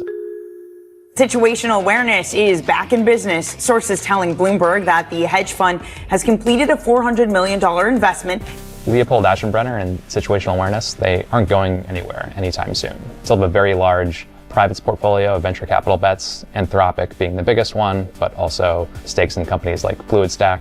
And they still have a public equity book of stocks. A pretty amazing stat in all of this is Situational Awareness told its investors on July 30th that it was down 67%, staggering decline. What's also pretty staggering is the fund is still up 80% on the year, even including those losses. Investors can tolerate a lot if you still make the money. And I think he's going to have a lot of loyal people who still think that he has the right nose to sniff out where AI is headed. I don't know about that. I guess that wasn't the laughing part. But anyway, yeah, this kid's an idiot. But watch for what I think the larger story here is private equity and where that is going. Yeah, so I'll include other stories about that particular rabbit hole if you wish to be so inclined. Let's go on to now. I still have more, so please, you're not going anywhere. Fire. Oh wait, actually, Meowing. What are you talking about? This is the Chinese battery. The long term uses carbon-14 for the power source, and the sodium breakthrough is a new electrolytic gel with a new sodium dew retardant compound, which significantly reduces risk of battery fire. Holy shit, man! That's incredible. Wow. And then can we argue that both the Second Amendment and that the execution tool has no dual use application as a weapon? You mean the guillotine? What if you just have what if you bought like a guillotine at a fucking yeah, they really do. They just love plucky young rich white men, don't they? These guys, these hedge fund managers. Yeah, it's kind of amazing to me that I need to show you this other thing. God damn it. Where's my, well, let me go to my thing. Hold on. Let me go this way. Let me go this way. Hold on. Because I talked about this in relation to private equity the other day. And I need to go to my profile. Go to my profile. Go to my profile. When they say the guillotine was a dangerous weapon when they arrested him, I spit my drink out. Whoa. Hey, there I am with Mitch McConnell and Patrick Byrne. That time we got kicked out of Mitch's hospital room. That was bad. Okay. Oh my God, we have so much to read. All this stuff. Okay. Bam, bam, bam, bam, bam, bam, bam, bam, bam, bam, bam, bam. Where's my thing about the thing? Where's my thing about the thing? Oh, Mike Pillow. Mike Lindell is going to hell. Mike Lindell is going to hell. Mike Lindell, hell, is going to hell. But his pillows won't sell. They ain't selling so well. God damn. We have so much good stuff in this. Oh, Tim Curry. Wait, where's my thing? Where's my thing? Where's my thing? Oh my God, are you fucking kidding me? Okay, wait. Neat. Aw, Oren, thank you so much for sharing the show all the time. I love you so much. I love you so much. Okay, where's my fucking thing about this? What do I do with it? Oh my God, why do I say so much? Oh my God. Why do I talk so much? Why? Oh wait, I think this guy said Audacity to my thing. Okay. Oh yeah, no, this is it. Thank God. Okay. This is what I was talking about. Private equity is creating the precursor to the greatest bailout in history. How do I know this? I don't. I just have a feeling.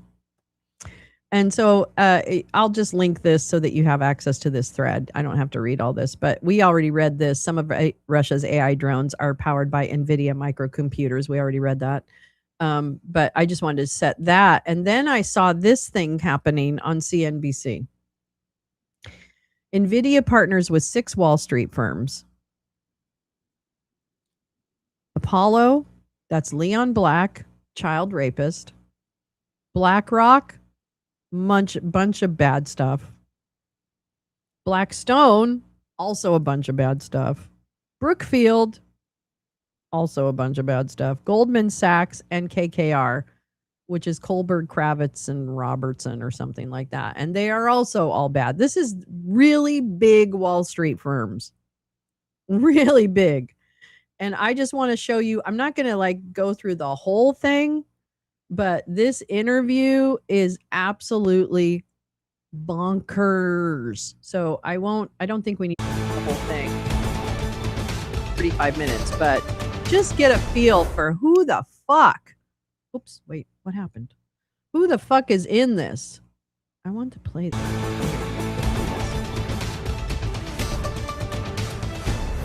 Okay, stop. Welcome back to Closing Bell Overtime. We have this.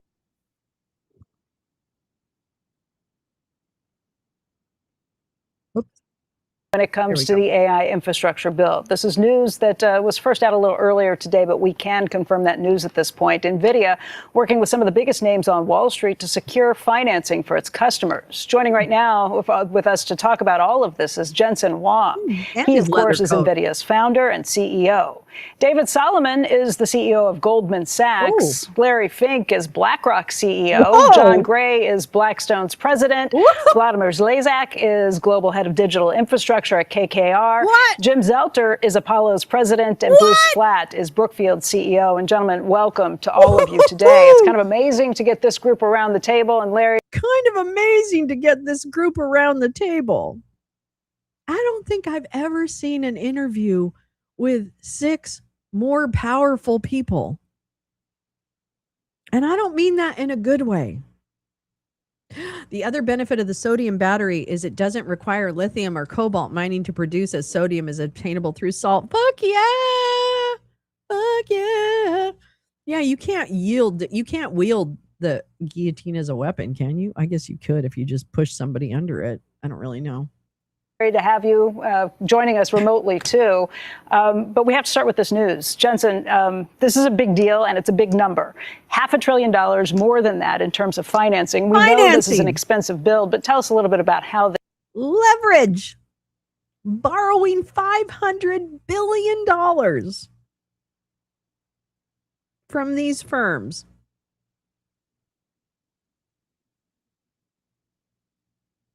See, it's interesting because I think the revenue, or not the revenue, but I think the inflated value of AI firms is a reflection of sometimes how much leverage they have, i.e., how much money they've borrowed in order to create their magical factories and language models. This came together and what exactly it is. What is it? Well, first of all, I want to thank all of my partners for joining me here today. I think this is the first time this has ever happened before, and I can't imagine a more important time to do it. We're announcing 6 partnerships today. These partnerships are going to pull together independent long-term capital to fund and support AI infrastructure build-out. This is an extraordinary time, as you know, because this is the first time in some 60 years that the computing industry is going through a fundamental platform shift. From the way that software was done before to the way that it's going to be done in the future, called artificial intelligence. Fundamentally, what's different about this industry and this way of doing computing is that the computer is now part of the infrastructure, like electricity, like the internet. And so you have to think about it like it's infrastructure and build it out accordingly. Every company will be powered by it. Every country will build it. And so we're talking about an extraordinarily significant infrastructure build. This is with a very hefty price tag too. It's a hefty price tag. Each gigawatt is something like $50–60 billion. And so there's energy involved, there's land power and shell involved, and of course there's the computing part of it. This is, of course, also a milestone for our company. We used to build chips that we sell, and these are technology components that people buy and use. But now NVIDIA's AI factory platform is really an investable asset, an infrastructure asset. And the reason for that is because it's productive, it's revenue generating, it is fungible, it's used by just about every cloud service provider, it runs every AI model, it runs algorithms of all different types. And so it has really broad, deep reach and off-takers. this is a really great opportunity for us to build out the infrastructure, take advantage of an asset that is investable, long life, and productive.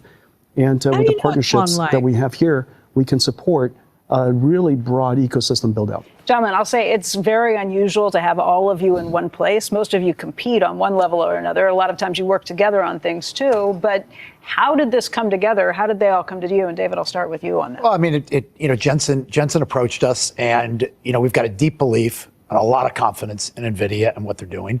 We have a deep belief in the opportunity set that's ahead. We, like all the partners at the table, have been spending a lot of time raising capital and thinking about the capital that's necessary and how we create the best access to that capital for people that need it to move things forward. I think one of the things Goldman Sachs brings to the table is we have an extraordinary distribution network. So we bring capital, but we also bring a very, very unique distribution network. But Jensen approached us with the idea, and we said, we'd love to talk to you about it. We have a deep belief in the direction of travel and the opportunity set over the course of the next 3, 5, 7, 10 years. As Jensen highlighted, it's a big infrastructure build, and the capital markets are signaling that there's lots of capital available to support it. And we're trying to find all the different ways that we as an organization, in partnership with other great firms that are doing similar things, can participate in getting the capital to the right places to extend this or accelerate this infrastructure build. I described it before as if I buy a GM car, I might get financing from GM. This is you kind of bringing other people from the outside to say these will be the partners that do this financing. This really it's not, and by the way, it's not NVIDIA's money that's coming up on this. That's right. This is all third-party, independent, long-term capital that all of my partners are going to go help us pull together. This is really quite extraordinary. This is a phase shift in the way that people think about computing. It used to be, technology. Now it's infrastructure. And I would just add, this is really what David just explained.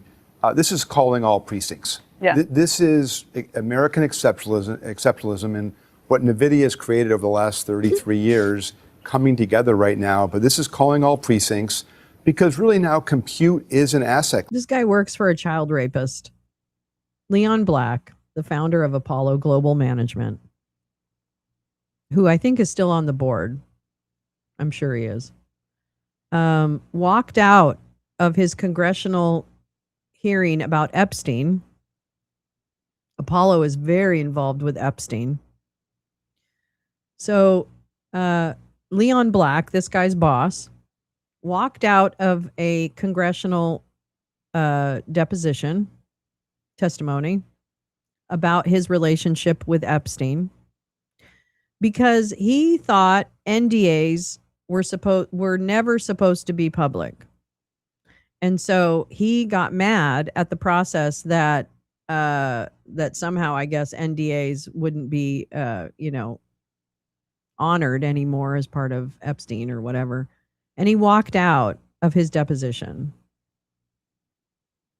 And the stories around Leon Black are that he was one of the most prolific customers and partners of child rape with Epstein. And he still walks around a free man, making money, making deals. Yeah. So I'm not going to go on with this. I will link this so that you can hear all these guys talk about American exceptionalism. But I think what I will do is go to that interview of the woman who is the professor of economics at the University of Tulsa. If I can find it. Yeah, I think I'll save the other stories for another time. I have the story about, what's his name? The sheriff that tried to steal ballots or something in California. But let me find, hold on, I'm so sorry. Let me find that one. Where is it?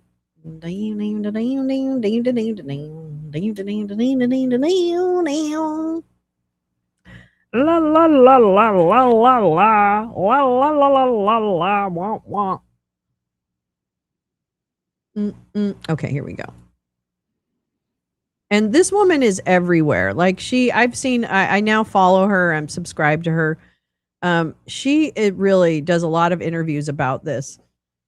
So this is about, I think it's 37 minutes. Yeah, it's 37 minutes. So it's quite a lengthy piece, but let's see. I hope you find it as interesting. And I know a lot of you already adhere to some of these tenets. So I apologize. I'm a little late to the game on some of these understandings. But I'm trying to do the best I can to learn about it. All right, here we go. This is Clara Mattei. Capitalism is not natural; it's enforced, and it's a Channel 4 news from I guess not the BBC, but Channel 4 is over in the UK, one of their news services. So let's go. Let's go. We're in a situation in which the violence of the economy has reached a very, very obscene peak. We have actually 12 people in the world owning more than the bottom 4 billion people. We've built it. We need to see how the systemic forces trap us and shape us. But we're the architects, so there is space for alternatives if we build them. Now, how do you actually think change would happen? Are you revolutionary? Hello and welcome to Ways to Change the World. I'm Krishnan Giri-Murthy, and this is the podcast where we talk to extraordinary people about the big ideas in their lives and the events that have helped shape them. My guest this week is an economist who wants us to rethink the idea that capitalism is simply the natural order of things. Clara Mattei is an author and professor of economics whose work explores how economic ideas become tools of power, shaping policy while masking the political decisions beneath.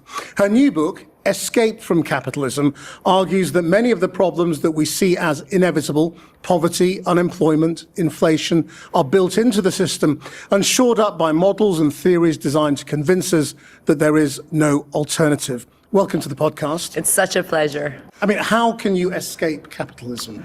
I mean, we are all brought up to believe or to think that it is just the way of the world. It is human nature to want to accumulate things and wealth and to have the freedom to choose what you want and what your destiny is.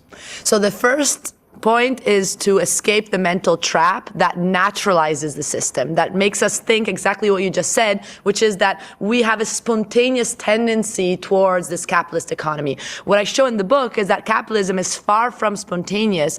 It requires constant, violent enforcement of those policies of austerity to preserve the system in place. So what the state needs to do is to protect the market by keeping the majority of us subordinated to the market itself and maintaining us in a situation by which we have no alternative but to go work for a wage, and usually a very low wage and very precarious conditions. So what is capitalism in your terms?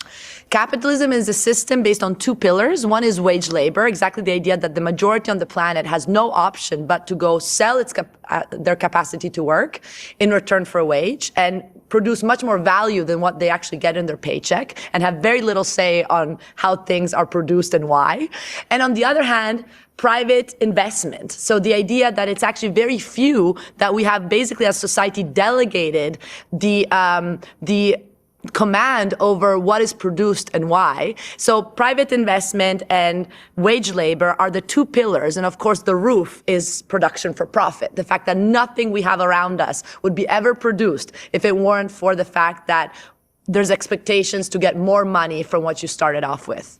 I mean, are you, so to what extent are you different from the anti-capitalist protesters who've been around forever, who are a tiny minority, but you're sort of respectable and at a university and not hiding your face?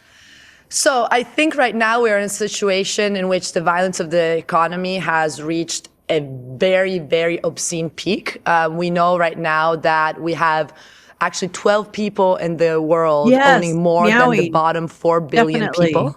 We have soaring poverty, inequality that is extreme. We know the climate catastrophe, constant wars and militarism and genocide. People are suffering. So actually, the point is to say that if we want our basic needs met, if we want people to even get fed, we have 2 billion people who are suffering from food insecurity. If we want these basic needs to be met for everybody, you're an anti-capitalist, because the system is not meant to provide for the need. It's meant to provide for profit. And so what I'm trying to do here is shift the logic, again, propose a different lens through which we can say, we can't blame crony capitalism. We can't blame, excessive greed. We can't blame the idea that the system is not working as it should, and this is why we have all the inequality and the suffering. It's the opposite. The system is actually working as it's always been structured to work, and this is why we have such high accumulation at the top while the majority suffers. And we know that the reality is that even in Britain, the reason why we have so much wealth in the West, again, very divided. In the UK, 1 out of 3 children are in poverty. And since 2014, we have had billionaires grow 6-fold. Okay, so while billionaires keep growing, children keep getting poorer.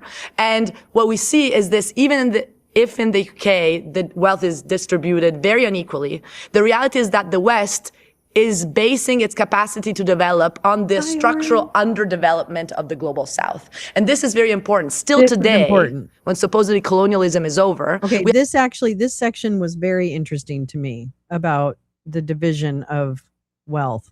We have $65 billion or more every year that flows from the global South, especially Africa, to Europe and the United States. Because of debt.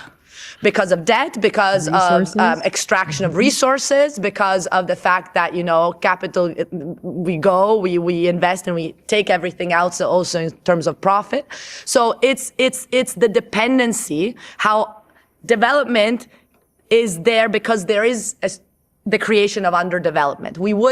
This is the thing, we're not on an equal path in which we're all growing progressively and getting better and better. What you see is actually the fact that those countries that have developed because the rest was going down and was underdeveloped, it was structurally destroyed. And this is what austerity policies are all about. And austerity is a basic feature of capitalism. And this is, I guess, what distinguishes my work from other critical political economy, is to say that austerity is not irrational. It's irrational for us for the logic of need, but it's very, very rational for the logic of profit. Why? Because it keeps us in a subordinate condition. It keeps us needing to go work for whatever job to pay our bills and to pay for healthcare and education. So if you cut social services, as the capitalist state does, while financing private investors, de-risking, militarizing the surveillance economy, the protection of the borders, this is what capitalism needs, because it protects the two pillars, right? You keep wage labor and private investment in check.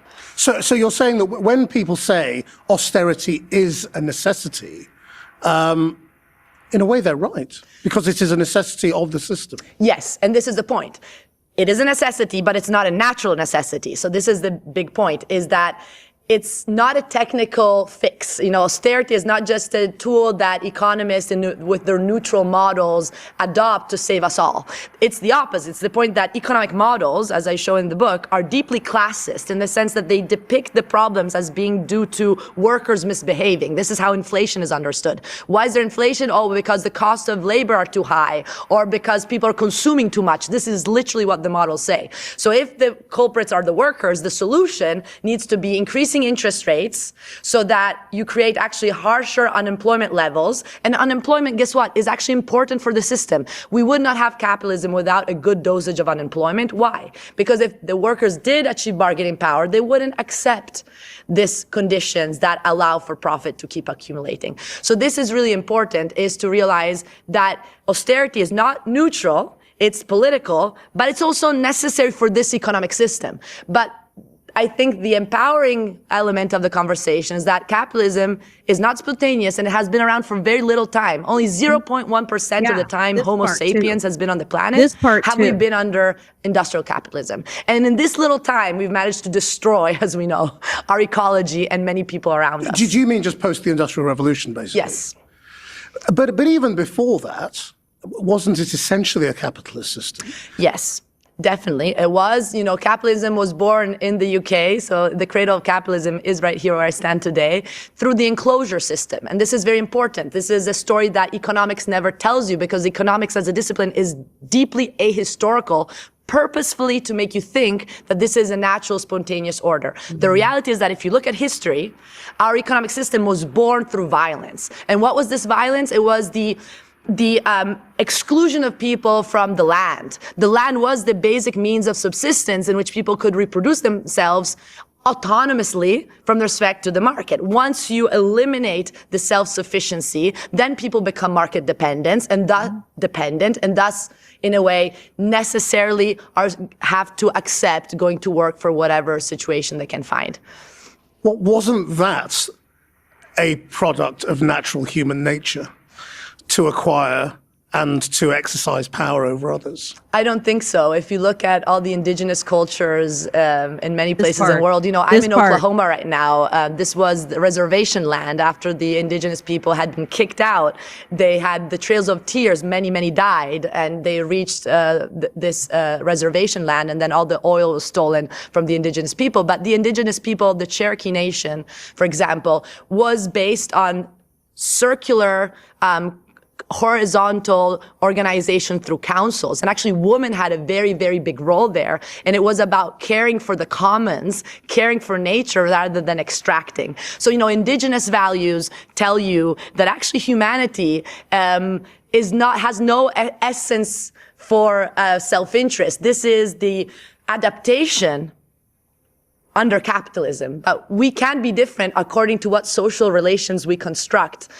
In Tulsa, the Forum for Real Economic Emancipation I now founded, very interesting experiment to try to bring back these different social relations that need to start locally, because it's at the local level that we can associate through assemblies in which you show how collectively we can think to be together in a different way and pressure our local and national institutions to do not austerity, but democratic decision-making over the budget and much else. Yeah, well, where does democracy come in? Because the defenders of the system will say these are choices that people have made deliberately through their democratic rights. Well, I would say that these choices have been made by a tiny elite since the very beginning. And this is good because she talks about the fact that democracy in and of itself supports the system of oppression. It's a very interesting, it kind of caught me off guard because, I'm like, wait a minute, what? But I just really appreciate the way she's trying to push this, to put this out. And they are choices that by definition require the lack of economic agency of the majority. So what you see is that democracy, liberal democracy, is really only a superficial facade. And this is why in my historical work, I also show how in moments in which people challenge this capital order, liberals and fascists are great allies. And this has been my work on the post-First World War period, is you see that Benito Mussolini was adored by the Bank of England and by Montagu Norman because he was the right man at a critical moment to keep workers in check and to avoid post-capitalist experiments. So this is the whole point, is that you see that liberal democracy presupposes economic coercion. And when people rise up against economic coercion, liberals and fascists are best friends to implement austerity. So these are choices that people are making within I don't really a framework of how coercion. she's using liberals Absolutely. in that context. In your framing. I mean, why then, when we have seen alternative economic models in the 20th century, have they all gravitated towards capitalism? Why in Russia, why in China, why in parts of India, do they all end up like us? Yes. Well, I don't think it's because we have a magnetic attraction or a fair system. It's mostly because we impose our capital order globally, right? If one reads just the post-Second World War, the Golden Age period, the United States were actively imposing capitalism everywhere else in the globe, right? Through militarism, through coups.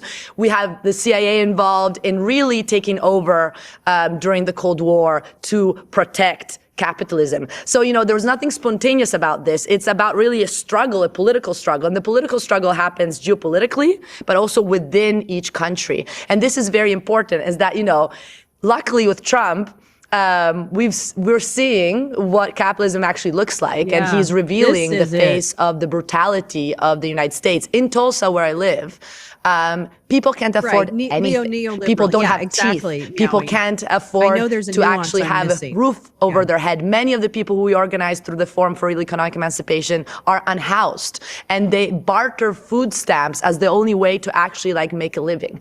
It's a situation in which the money exists, but it's really caught in the hands of very, very, very few philanthropists that, by the way, then benefit from lending money to the city, lending money to the governments, and then get all the interest back. So, and yet, some of the poorest people in America are Trump supporters. So how have they achieved this hegemony over people who have nothing to gain from it? Right, Jay? This is why I think my book can be relevant for people. It's because it's about the narrative. Again, the way we break free is first mentally. And what you need to see is that Trump is thriving on a narrative that has been constructed by mainstream economists for a long, long time, which tell you there's nothing unjust about this economy. If you are at the bottom, it's because you deserve it. And this is constructed through also mathematics and telling you that those who are at the top are there because they saved, they behaved more rationally, and they are benefiting everyone else by employing everyone else, and so they should be lucky. So this methodological individualism, this idea that if you're poor, it's your fault, is spread everywhere, and people have internalized it so deeply that the only explanation they have for the fact that they're living not a human life at the end of the day, because it's dehumanizing what you see in the United States today. You blame it on those who are even weaker than you, because those are the ones who you fear the most, because you don't see who's actually benefiting. You don't see those, 19 people in the United States, which is the 0.00001% of the population, have increased their wealth in the past 2 years by almost $2 trillion. Only 19 people. This is what we're talking about when we talk about this extreme red. And these people are not taxed because capital gains are not taxed. This is part of the austerity policies I was mentioning. But isn't it the case as well that when you have very little and when you have great economic insecurity, you are desperate to hold on to whatever you have? So talking to people about breaking the system means that they will lose everything, is what they fear in the short term. I think right now, first of all, many people have very little to lose at this point in the United States, really. I mean, 77% of American workers live paycheck to paycheck. Half of the homeless population that keeps skyrocketing in the U.S., 118,000 more homeless people, and this is just the official statistics in just 1 year. 1 year. These people, work.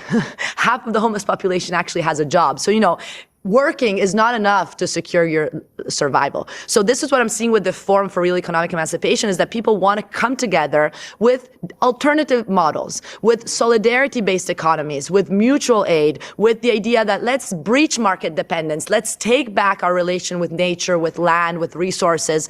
We need to create this alternative infrastructure that can actually serve the logic of need, that the governments, both at the local and at the federal level, and also in Europe, can no longer support, because our governments are there to maintain the capital order in place. And the fact that Europe is militarizing like crazy while people are losing their social services is not by chance. It's not to be, attributed to the bad person in power that moment.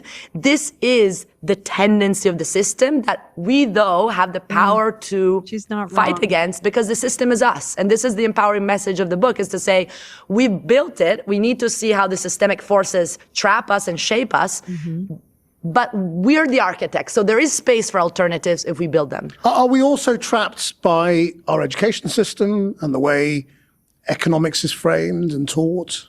Completely. So I'm a professor of economics, and I've for years tried to introduce alternative frameworks in the economics discipline. They do exist. They're at the margins. So anyone who teaches, who studies economics rarely gets exposed to alternative frameworks. And in my book, I try to expose the classical political economy framework. So it's built on not just my ideas. This work is built on a tradition that is very strong. It dates to Adam Smith himself, the founding father of modern economics. Well, people have talked about Marx, aren't they? And that's the only alternative way of looking at the world.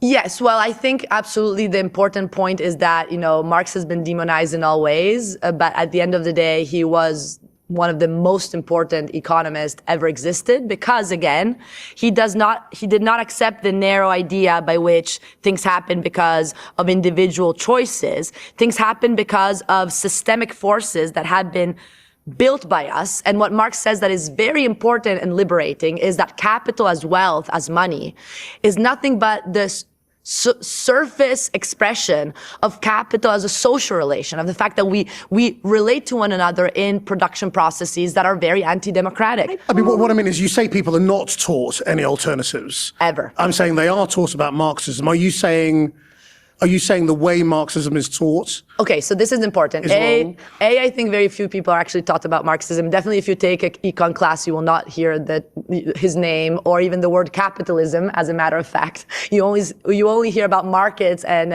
individual choices and maximization. So when you do hear the word Marx, it's usually attributed to some crazy deterministic way of seeing the world, which doesn't make any sense because, again, the critique of political economy that Marx brings about is exactly to say, you economists take for granted capitalism. I, as a scholar, a historical-minded scholar, will tell you that capitalism is a specific socioeconomic system that requires specific social relations, and we can change it because it's us who have built it. So are you a neo-Marxist? I've definitely been inspired by Marxian political economy, and I think this is really important for economic students to go back to the original text. Does that make it almost impossible for you, given everything you said, to gain traction? No, I think the opposite. I think right now, historically, we're in a moment in which people are fed up by the liberal narrative that can't explain the current crisis of humanity we're living in. And so Marx, we can explain it. The Marxian tradition is a tradition that actually speaks to people who consider themselves on the right or considers themselves, Trumpist or whatever. Because it goes to the real root of the problems. So in the end, if you want to get fed, you are an anti-capitalist, and you will see that only like a critical lens, not a superficial lens, a critical lens that I try to develop in this book will be the source for emancipation of your mind and of your actions. And so I think we are in a historical moment in which people are thirsty for radical explanations that can push us beyond. And until we try it, we can't, predict. But right now, what we know is that the current situation is getting worse and worse as we speak. What I mean is, if you are taking a lot from Marx, does that make you, for huge numbers of people, public enemy number one? If you think about how America responded to communism after the Second World War, in this sort of almost hysterical way. Well, now they're doing it again. But much deeper in terms of foreign policy and all the rest of it. That is still deeply ingrained in American psyche. Yes. And in Europe to some degree as well for different reasons, but the fall of the Berlin Wall and all of that. But I think that speaks to the reason why Marxian analysis is so powerful, because it was so scary that it needed to be purged from academia. It was a political project. Like academics were, you can read the Powell report. It's all about a project of purging academia from critical knowledge. And this is the whole point, is that part of it is this demonization of Marx. But, the most emancipatory tradition, you see the Frankfurt School, Antonio Gramsci, Rosa Luxemburg, people who were for the liberation of humankind. So what I do is to say, let's drop old categories. Let's think about ways, reclaiming words. Like freedom is a word that should be reclaimed in the radical tradition. We're not for the state. The idea that Marx is a statist is absurd. Marx was seeing the capitalist state as a problem and as an oppressive machine. And this is the whole point. Actually, Marx was vindicating the idea of freedom and agency and subjectivity and collective welfare. And this is the problem, is that if we still are trapped in categories that made sense during the Cold War, we will never look forward. So I want to reclaim the word freedom, the word economic democracy, because these are words that I think can connect people much more. And how do you actually think change would happen? Are you a revolutionary? We are testing alternatives on the ground. Academics love to preach about general ideas and never get involved. I think they're culprits. They're responsible. They're part of the problem. Even these supposed lefty scholars, they're part of the problem if they don't engage. And academia, even on the left, is so elitist and so separate from people's problems and people's ways of thinking that, again, they are responsible. So what we're trying to do in Tulsa, again, Tulsa is, I think, one chapter of what I hope will continue building as a pilot project that can be reproduced with its own characteristic everywhere else, is the idea that knowledge is of the people, for the people, coming and stemming from people's participation. And that's why we do public education. That is really the first step. And then we organize through an assembly that is a way for people to try out something different. But what does getting involved mean? I mean, you don't just mean protest movement, do you? I mean, you know, should they be involved in local government, in collectives? So to give you an example, we just had a big event with 400 people, which is a lot for Tulsa, with the mayor sitting there to respond to a conversation about participatory budgeting. Participatory budgeting is a reality that has been completely excluded from the way we run our economy because it's dangerous for the status quo, but it's something that was invented in Brazil, actually, and we should really look at in the 80s. It's the idea that people can take on responsibilities in ideating how their money should be spent and voting on it in a way that actually is much more inclusive. This is happening in some parts of the world, but this could be, for example, an instrument to get people to realize that they can have much more agency. You know, that's the value workers produce. It's overly taxed because it's workers that pay taxes, not investors. Okay. And that money that is being taxed, it's used not for people and their social services, but again, to foment wars in the south of the globe.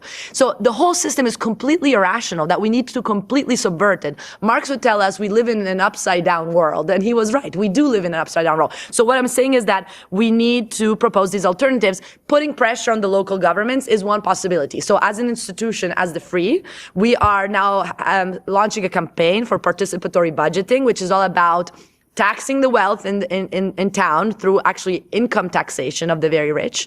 And at the same time, demanding that this money is not allocated according to the priorities of the usual suspects, but according to the logic of need. And this is something that can happen. It's realistic. It fits even within the constitutional framework and the current laws. It's just about political will. Isn't it? So at the moment, you think democracy is the vehicle to deliver change, even though you think democracy is corrupted and underpinning, you know, economics as we know it of capitalism. So what I would tell you is that I think we need to be more specific of what we mean by democracy. There's liberal democracy, which is again this oligarchic farce by which very few make decisions, and then we as consumers get to come vote once in a while and we feel like we're so empowered, but actually we count nothing.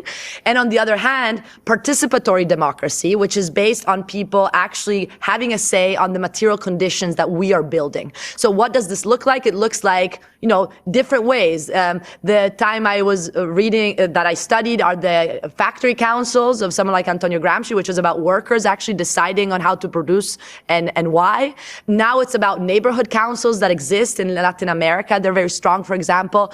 In Tulsa, the idea is that through this assembly, we can start breaching market dependence. For example, again, organizing groups of people that go back to the concept of food sovereignty. How do we achieve food sovereignty? In Oklahoma, 1 out of 4 children suffers hunger. And the only way to get this to stop is if we gain back access to food and we fight against food deserts. And this is one of the possible ways in which we can have participatory democracy in action. So a political party is not necessarily the vehicle to deliver this? I don't think you necessarily need a political party, especially what parties look like today, especially in a country like the United States.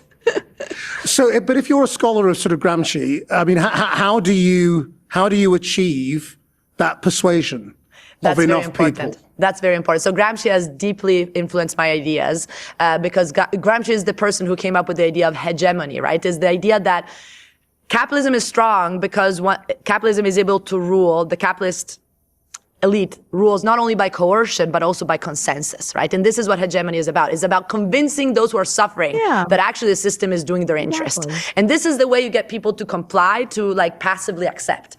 So what we need here is something that goes two ways. You need a public education that is more critical and historical. And this is kind of what I tried to do in my book to again, it's not just me. A lot of people are doing it, but I'm trying to make it accessible in a way that I think a lot of scholars have lacked interest in doing.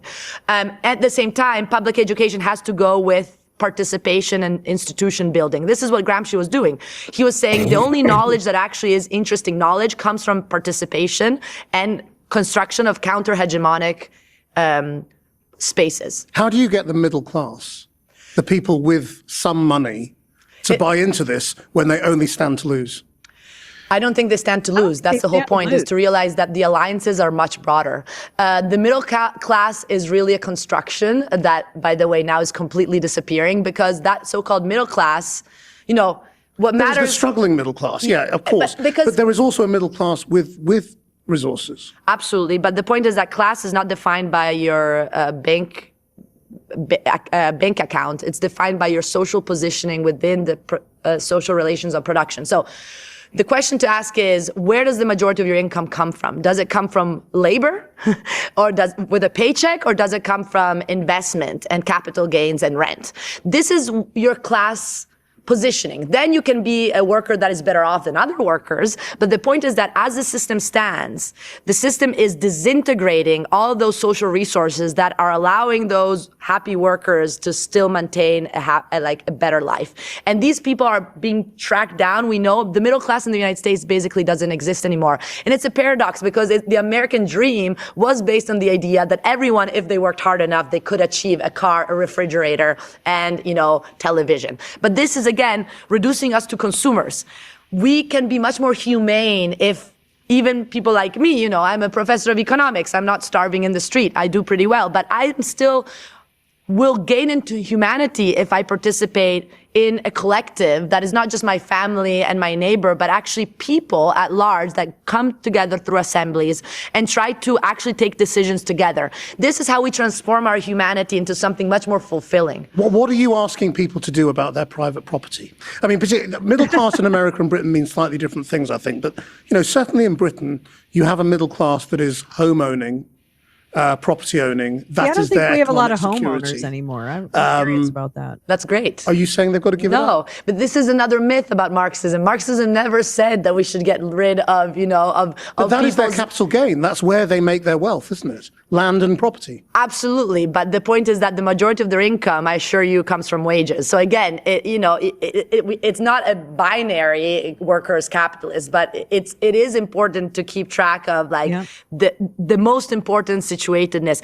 So the idea here is that everyone should be able to have a roof over their head and afford a roof over their head, right? And so we need to make sure that this is a reality for everybody. Mm-hmm. And we know that this economic system is actually buying out these people to make us all into renters that then again have to spend a lot of time to try to find a job to be able to make that rent. So the point is that if you're lucky enough to own a house, that is what you should imagine everyone else being able to achieve. And by the way, right now, owning a house is a real pain.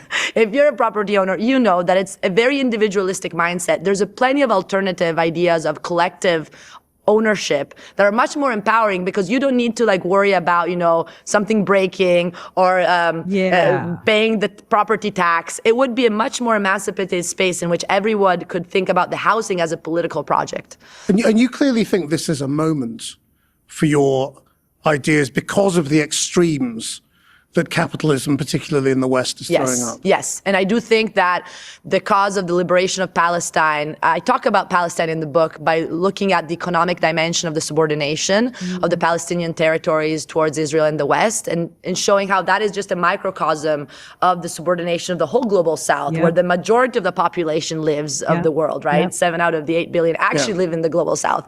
And so how these are moments in which you see that people standing up for crude injustices, people can wake up and say, we need something different. And I really do think that connecting the struggles and seeing that they're all one struggle, it's a struggle for humanity over profit, is very important. But again, if you go to the global South, development is all based around mimicking the Western capitalism of the global North. Completely, and that's the real problem. And that's why underdevelopment keeps growing.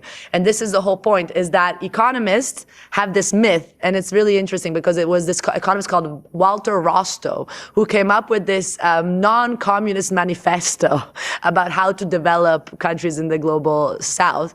And the myth is that we're all the same, the United States, Britain, and Africa. All countries are the same. They could potentially all be on the same development path. It's just about where you are. They're just behind us, but the path is the same. The trajectory is universal. This is a lie. If you ask critical scholars on dependency theory, it's the opposite. It's actually the trajectory of some countries going up are based on other countries going down. So there will never be a universal trajectory. And this is really important, is for these countries in the global South to realize that if they listen to the IMF of the World Bank and open up their markets and implement more austerity, privatize, deregulate labor, do the whole recipe that supposedly is going to help them be more efficient, they are losing as they're doing that. And that's why the trouble is the elites running those countries gain. Exactly. So the debt increases in these countries. The elites are gaining both internationally and locally, but the workers are losing. So I am still wondering how the workers unite. In your world without a revolution. Aren't you a revolutionary ultimately? Well, I think revolution is, again, a word that we've associate with such negative connotation, right? Blood, disaster. Again, it shows you how indoctrinated we are, because revolution just means social transformation and change. And if there's blood, it's usually because there's a reaction to revolution, right? There's actually reaction coming to those at the top who don't want any social transformation. True. So revolution is really actually a positive word, because it just means change. It means change. And as humans, we deserve change to fulfill our full human prosperity. So if you could just change the world now with one fell swoop, what would you do? I would prioritize the two most important issues right now, that are the physical violence and the killing of people, not just in Palestine, in Sudan and many other places, and food as a primary resource. And I would try to organize these two priorities as society's priorities. Yeah. And this is very important, because this is potentially revolutionary and subversive. This is the thing. If you want people to get fed, you are a revolutionary, because the logic of profit will never bring you there. So we need to say, as a society, we are intelligent agents. We can change things. Let's set ourselves basic priorities. Everyone will agree that people deserve to have a plate in front of them once a day at least. Everyone will agree that children should not be slaughtered by our drones. So this is the basic thing. How do we collectively operate to achieve these goals without being dependent on the logic of profit? Because currently the idea is that if we depend on profit, then as a byproduct, people will get fed. And this is completely irrational. Again, it's upside down. Let's see how collectively we can have two priorities that are very basic, and people on the right, on the left, or wherever will say it's just so basic, it has to, we can't agree. And let's figure out how to do that. And what I would say is that we will need to do this by focusing on use value, on the materiality, on food itself, rather than on value as abstraction, as money. And if we can do this, things will start to change. And I think we need to start locally. I think the thing is that we can't, it's very scary to think you just get garbage in a global context, because we feel so disempowered, because we feel so little.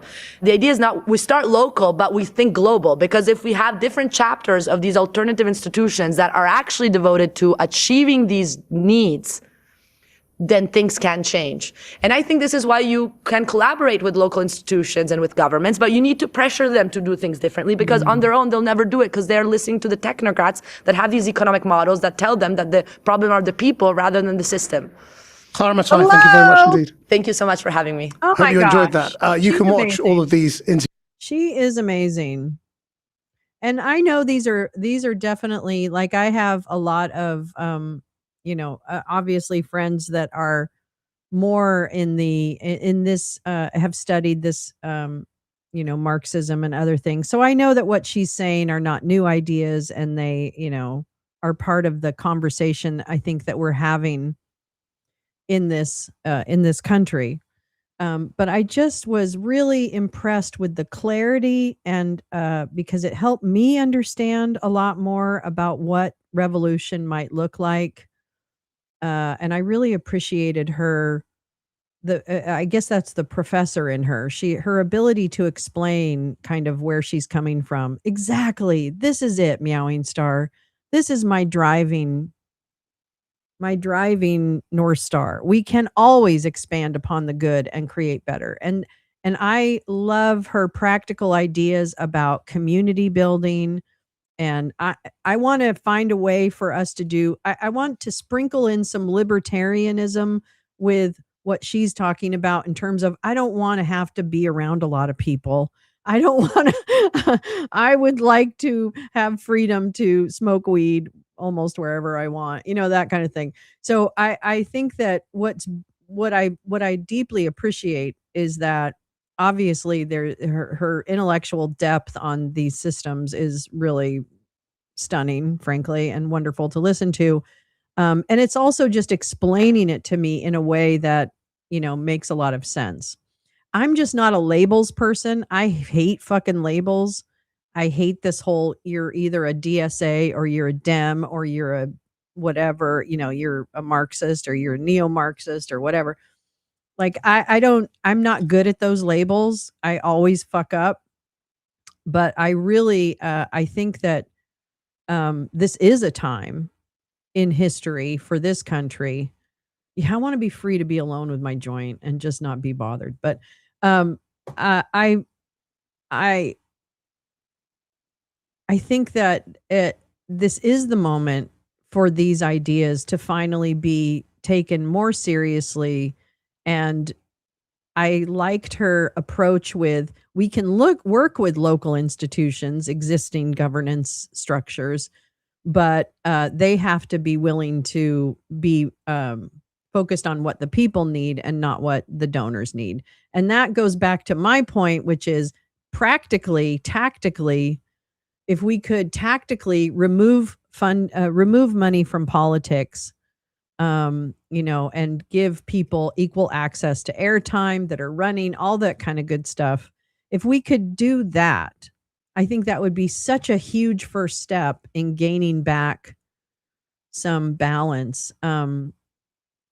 Yeah. So I'm not a real dogma person. I'm not really good at that because I can't follow like an entire dogma.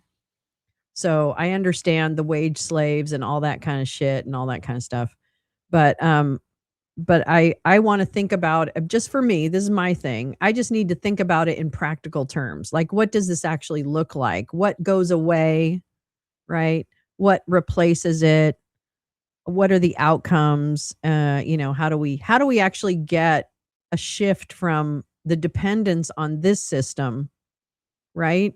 Yeah, exactly, right? I'm not a label person. Yeah, I know, Lee. It's so true.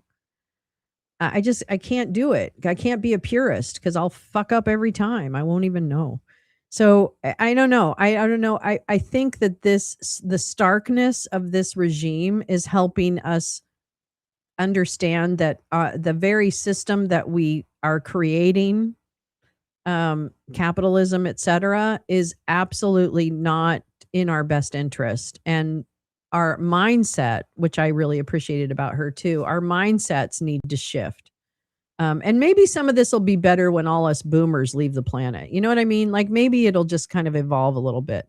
But I think it was I really appreciated finding her and seeing that. One of my volunteers this year bought a self-inflating blow-up couch. Material withstands pit bulls. Whoa, does it really?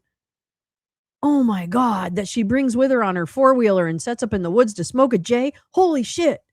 It's something that pit bulls can roughhouse on and it doesn't explode. That's fucking amazing. I got to see this couch. And all that campaign funding could do such good in a community. I mean, I think it's really one of the things she said too. There were so many things, and I pick up new things every time I listen to her interview. But one of the things that she said too is that, oh man, now I can't remember. It was about the campaign funding and the community. That our mindset is to this American exceptionalism, this individuality, this, I've got to get a house, a car, a this, a that, and that we're beholden to those things. And I think one of the liberating thoughts that she had for me was that it is the mindset of profit, that profit rather than production is actually more important. And this realization that the American dream is bullshit, always has been. I don't know. I just think I think this is really I think it's a great I'm late to the party. Okay. But I think I'm studying more and more about this, and I really appreciate her approach. She helps me understand political economics a little bit differently. So I appreciated that. She did say it was close to $1,000, but it was incredible. Built-in pump that inflated. I mean, you need that. If she has the dogs, you need to spend that, right? It makes a lot of sense. But I think that's great. I hope it's in a spot with a Great Lake perspective. Oh, I got to get up there. I got to get up there. I got to go to Michigan. All right. Well, I think I'm going to leave you. It's 3 hours, 45 minutes. I have spent so much time with you this morning. I loved it. I loved every minute of it. I'm going to tell you right now, I wouldn't leave if I didn't think I was boring you guys to death. And I absolutely will update the links and share all of this information. Oh, that's what I wanted to share. Wait, one more thing. Let me do this. Let me do this. Let me do this. This is the organization that she is involved with in Tulsa, where they do actual kind of it's Forum for Real Economic Emancipation. And they're doing things like the councils in Tulsa and other things, participatory budgeting, all that. And it looks like they have a lot of great conversations too. But I left this, I'll put this in the link as well. And this is actually, okay, so this, I want to watch this. We need to watch this because compute is the new oil. And compute is something that Jensen Huang talks a lot about. Like he talked about it in that little interview that we saw, that compute, which is all the things that go into, generating whatever software, AI, that the compute, the infrastructure, the computers, the water, the electricity, the building, all of that is the most important, like a new oil, really, forcing us that we need this, right? Telling us that we need this. Yeah. So big morning. Thank you so much for everything and for spending so much time and going down all of the different. Oh, thank you, my love. Beautiful drive up north, up the east side, over the top, and down the west side next summer. Yes, let's do it. I would love to go to Mackinac Island. That is a dream come true. Okay, let's plan it. Yeah, I really appreciate you kind of coming on this like wild journey with me this morning. Hopefully it was entertaining and something that you could put in the background and, go about your daily life. But I'm really appreciative. Nice to see everybody. I will see you tomorrow morning at the same time. It's going to be great. LOL for reals. Let's think about that freaking book club, okay? Because I have a few books that we could read. I would love to be held accountable for reading. I'm not smart enough to read her book. Wait, what? Alone. So if anyone wants to book club, I want to book club that. Let's book club it. You ought to know by now. Tom will go to Mackinac Island. Great. Let's do a little summit. Yes, we have a summit upcoming, Lee. Lee and I have a summit upcoming, and we will discuss that. But yes, we should definitely get over to Michigan and do a little summer in Michigan. Let's do it. Can always stop over here on that trip. You girl, I will. You're definitely on my tour stop if you're willing. I need a hug. I come by for a hug. I come by for Lee's in. Okay, let's do this. Let's read this book together because I won't understand it by myself either. All right. On Discord, I will start the coordination. You J Rance and Lee, though, need to let me know what time of day and day of the week makes sense for the, convo. So just be thinking about that. My schedule is much more open than you, Chicky Bomb Bombs. Chicky Bomb Bomb, Chicky Bomb. It was a great lounge today, made possible by all of you. Okay? So happy. I love you. I love it when we get to this. We will plan a Mackinac trip. It would be fun. Good chance for people to see the best of Michigan. Hell yeah. West Coast, I gotta fly. It would take 4 days to drive. I know. Well, let's just, yeah, we're gonna meet up in Michigan next summer. Lounge meeting in Michigan. Have you been to oh man, Pictured Rock? I want to be up there. I love nature. I want to go camping. Can we go camping? I don't want any ticks though, or any black flies. I don't want to go camping where there are black flies. I used to work on boats in Yarmouth in Maine. And every summer, if I was working on a boat outside, I would get chased by black flies. They bite. Like they take chunks out of your skin. Like literally. It's crazy. It's on the list, Lee says. I love this. I love this group so much. I love y'all so much. I can't even tell you how much I love y'all. I want to play something for you. Hold on. Don't leave me. Because we got one more thing I want to do for you.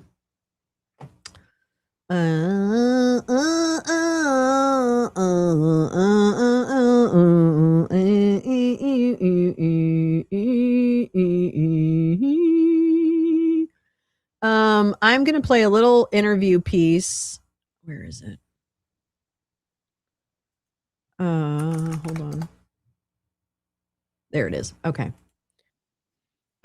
This is a 3-minute piece with need mammal blood for eggs. So in loving memory of Dolly Parton, this isn't a Dolly Parton clip, but it's a little bit of an interview with Merle Haggard. And I just thought it was one of the sweetest things I saw this morning. And so I wanted to share it with you all. Oh no, you were on top messages. Oh my God, this whole time? Okay, here we go. Listen to this piece about Dolly. Only one time. Oh yeah, didn't everybody? Oh, you said I was like a. This is from your book. You said I was like a schoolboy. I could have carved Merle loves Dolly on every damn tree in the country if she asked me to. And then you wrote a song, which you got a good song out of this episode of your life called "Always Wanting You," and you wrote it for her. Yeah, it was about 3 o'clock in the morning. I was at Harrah's, working Harrah's, 2-week stand. And it must have been 1974, and I wrote 2 songs that night, and both of them were about her. And we were using each other, I think, for soundboards at the time. You know, I didn't, you know, I didn't have any intentions of ever making anything happen out of this love affair. I knew it was absolutely impossible. You know, I knew that she couldn't help it, I couldn't help it. We had to go in different directions, and that was that. But we could write songs, and so. I wrote these 2 songs, Always Wanting You and I've Got a Yearning. And one night up there by myself after I got off work, about 3:30 my time, which must have been around 5:30 here, I called her house and some lady answered, and I said, "Is Dolly asleep?" She said, "She sure is." I said, "Would you go wake her up?" She said, "Oh, I wouldn't want to do that." And I said, "Well," I said, "I got a song that I've been working on all night." I said, "I know she wants to hear it." I said, "It's about her." And, well, why don't you call in the morning and we'll play it for her.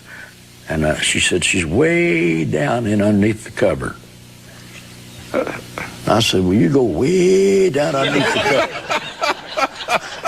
and wake her up." So she got her on the phone, and she came to the phone.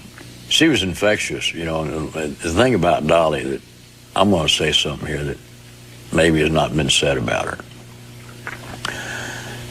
There was so much facade, and when she walked out, that people that didn't get to see her at breakfast never really got to see the beauty that she contained. I mean, there was the wig and the, you know, and there was always so much focus on the boobs, mm-hmm. and all that, and she was a person underneath all of that the public knew about, that was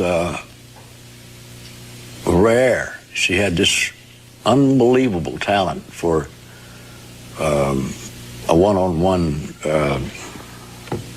guitar pulling. I mean, she could sit there and sing his songs that she wrote since she's 5 and knock you out.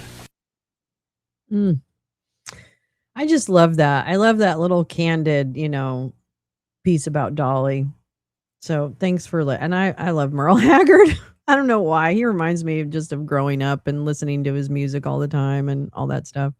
What's Emerald Cove? I was boating and camping last week on the river in Parker, Arizona. I saw lots of wild burros. Ooh, I love that. I love that. Oh, Salty, good idea. That is so nice. That sounds like a great idea. I would love to go camping so bad. Oh my God. Dolly was awesome. Dolly was awesome. She was the real deal.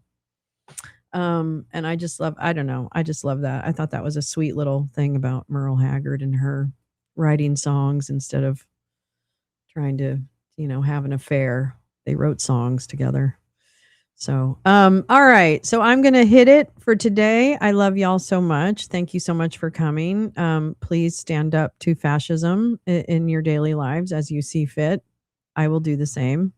And I will see you. Oh my God, I'm showing my shirt's open. My uncle was the biggest fan of my dad loved Merle Haggard. We grew up with all those guys in our house. I couldn't listen to Waylon Jennings for like a year after my dad died. I just couldn't even listen to a Waylon Jennings song. Wasn't that a nice little clip? I just thought that was a nice little clip in the world of Dolly clips, which there's a lot of great clips out there about Dolly right now. I just thought that was another one that was kind of sweet. All right. So I will see you tomorrow morning at the same time. And then tomorrow night, we are going to do trivia. I'm sorry. Last week was poo-poo. And Steel Magnolias, yep. And I will see you tomorrow morning. So there you go. Happy Thursday. I hope the rest of your Thursday is great. I would love to know what her time capsule song says about her history, but 2046 is a long time away. Oh, right. He just signed an order renaming. Oh, for crying out loud. This guy's a dope. We need to just, you know what? Everyone should just ignore whatever the president does. Okay? Can we just collectively ignore it? What I want is like the press corps to laugh at him when he says something absolutely ridiculous. Like it's the funniest thing they've ever heard. I just think we need to start laughing in the faces of fascists. Yeah, I'm ignoring that one. I'm ignoring the Lake Ontario. No, Canada. I don't want to rename your lake. All right. I love you guys. I'll see you later. Bye.